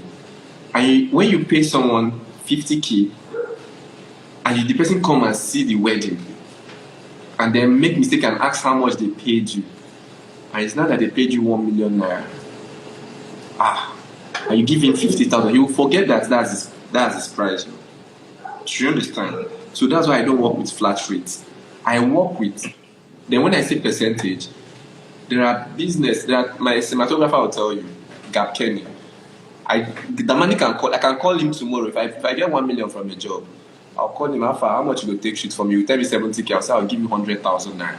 Please do this job for me well. I'll give him the 100,000. That's why, and if he has another job, he might even leave your own and come and do my own. That's how you buy them. That's how you create a good team. Do you understand? So then I don't work with flat rates. Then now, okay, for my boys that the people that come to meet me to teach them for free. Now, remember, you're teaching them, they don't know anything. Every day they follow you to the field, you are the one teaching them. The only thing they do for you is just, okay, probably maybe sometimes they're holding the light for you. They're just learning from you. So those ones now, I can just come out and say, okay, after the wedding, they paid me very well. I'll give each of them 5,000 naira. So imagine earning 5,000 naira for something and you learned. Do you understand?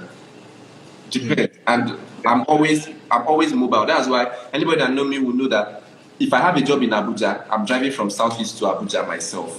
Why? Because I love carrying all my teams in my car. We are all together. I fed for them. The only time you pay your transportation is when you're coming to my location to meet me. Anything aside from that, I take care of it. So they are not really stressed. Even the cinematographer too, that I'm telling you I pay this amount, I'm still carrying him in the car. He's not paying for transport. to get. Then people, if you book a wedding a package that probably has 2 photographers or 3 photographers, I'm only 1 photographer. Do you understand? I want to get other 2 professional photographers like me.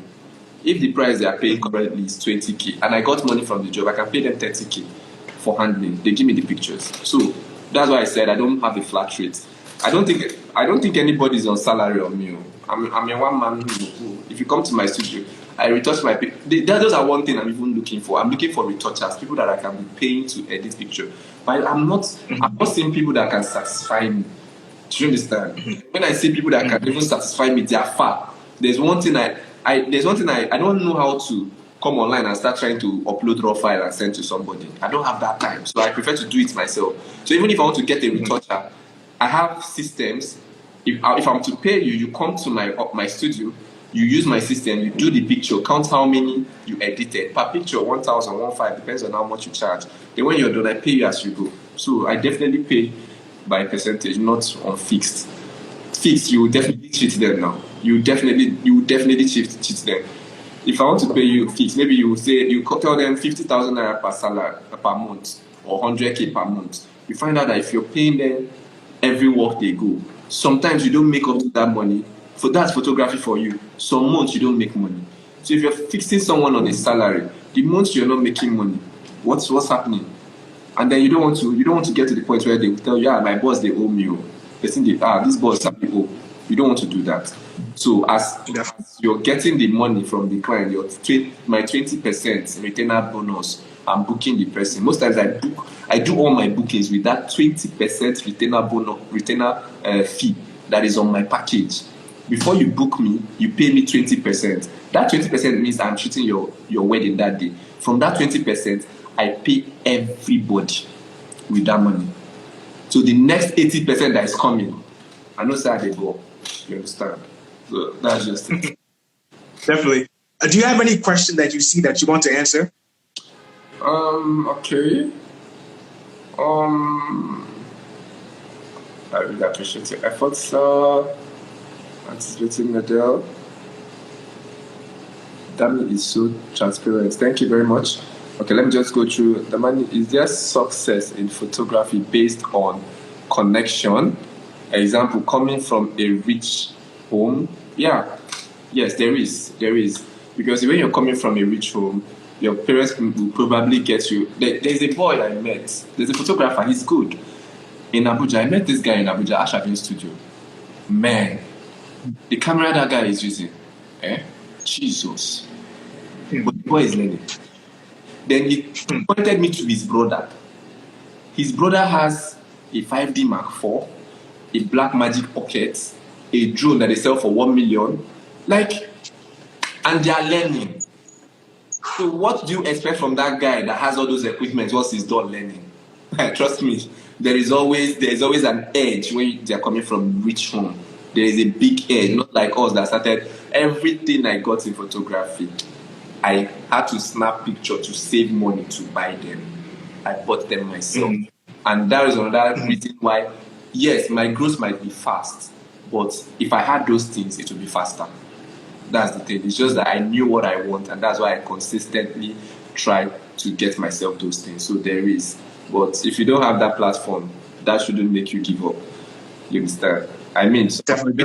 If they want to do photography, their parents will be telling them, is it picture you want to be snapping? They won't put their money, but they get it. You understand? So all those things, I don't think that needs to be any question anybody needs to be asking here. It doesn't really matter. It just depends on your determination. That's all. You understand? Mm-hmm. Makes sense. And Damani. So if you have any questions for Damani, make sure to follow him and send him a DM. I believe he will answer when he is available. Okay, someone advice for photographers who use crop sensors cameras. The only advice I can give you is to buy the next full frame camera. That's the only advice. Trust me. It's not about the camera now. You don't want to go to where you have limited space. Do you understand? And you're using a crop sensor. The worst thing that can happen to you, I think the worst thing that can happen to you is looking like you appeared for a wedding not prepared. Yes. And that will make me to tell you, the very most important things you need to get. If you're using a crop sensor camera, then you go and get a wide angle lens, so you could be able to switch together. But me, I don't do wide angle lenses. Virtually almost all my wedding, I shoot it with my 50mm 1.2. Almost all my weddings. Like I'm not a fan of changing lens. Do you understand? But I own a macro lens, 100mm, an 85mm, 50mm 1.2, and a 24-70. But I can go and shoot a complete wedding with just 50mm. I hardly change, whether I group or anything. 50mm, that's all. So, but I use a full frame. That's why I said just get a full frame camera. Then for everybody that said about class, you could just chat me up, and then I'll fix something for you. I teach. I love teaching, and for the next 1 month, 2 months, 3 months in Abuja, I don't think I'll be choked up because I'm just landing. Do you understand? So that's all. What did you do to get money to get your equipment? First of all, okay, like I said, I got my first camera, 400 and something thousand. I told you I was doing MMM before I joined photography. So that was the money I was able to save out from MMM, and I bought that. Then the remaining equipment was me working and saving and buying. Every other equipment. The only more thing I got then was a camera. I think it was just a camera, just the camera, but and with a kit lens. So every other thing, I remember I started following photographers, and I noticed that some of them, their pictures, the back is blurred. Then I contacted one Matrix. He said it's the lens, 50mm. I saved up. I bought 50mm 1.4. Then I started using it. My own started getting blurred. Then I saw Bed's own. I had to sell my 1.4 and bought, like, just work and save, and then you get there. Do you understand? So that's it. Yeah. I remember what I said. I said I was going to talk about this last. Why? Because I wanted to sink in. Now, number one secret to my growth, the number one.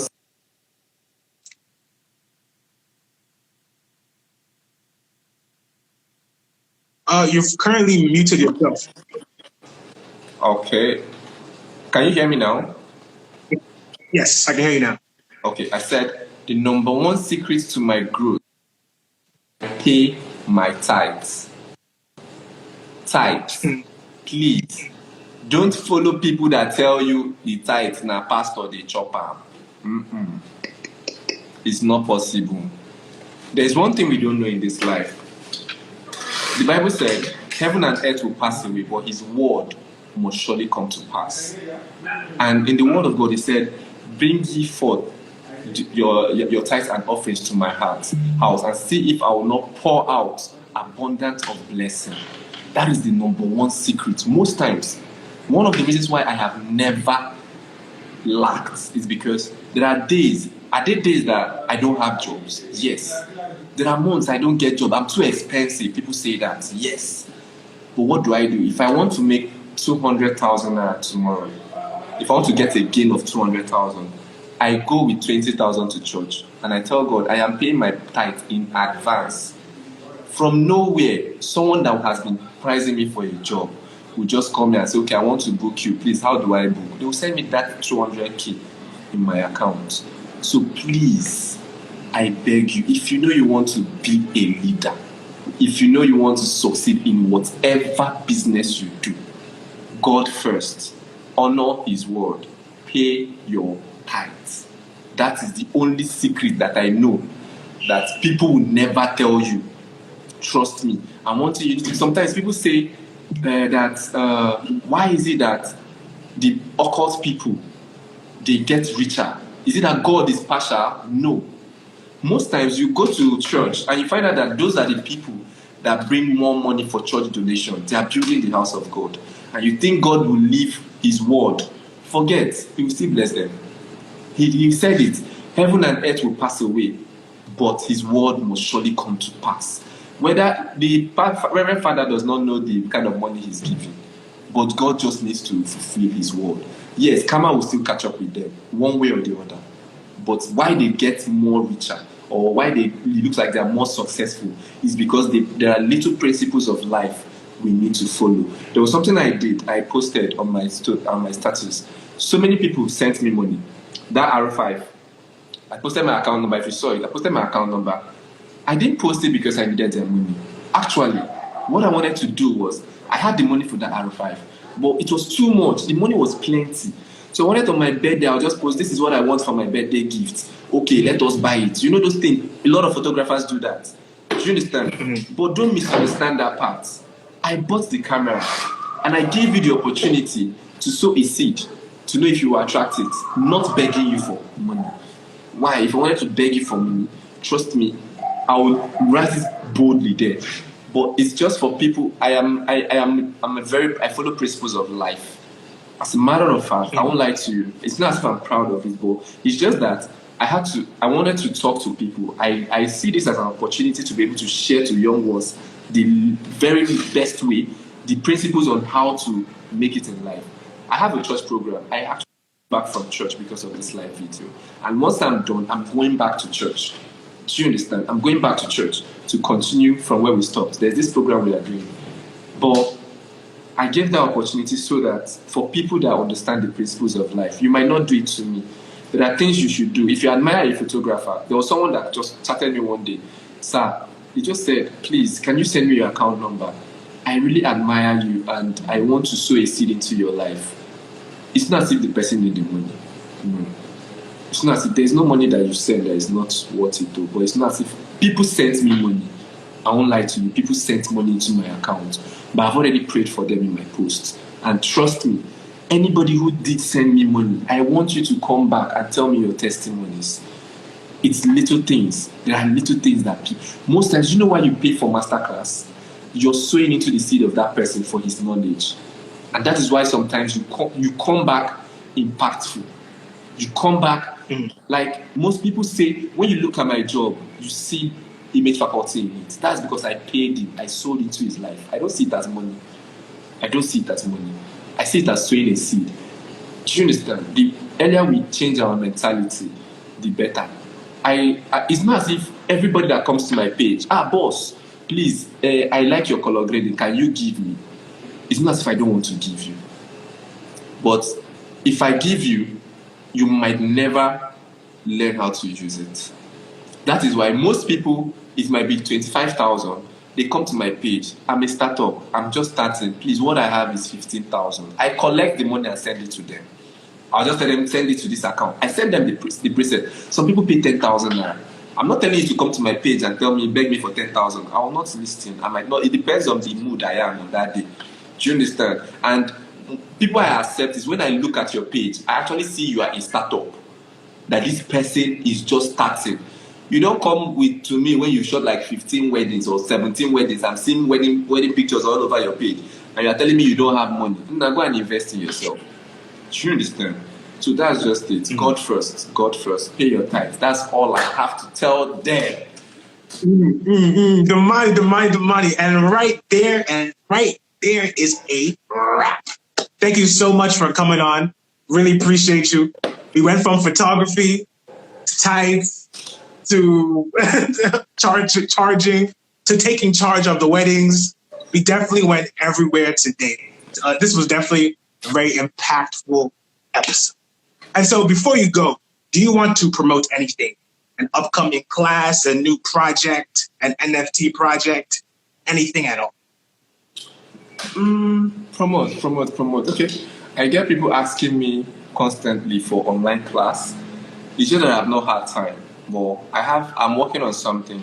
I'm working on a situation whereby upcoming photographers can actually just register for my course every month. It's not going to be expensive, trust me.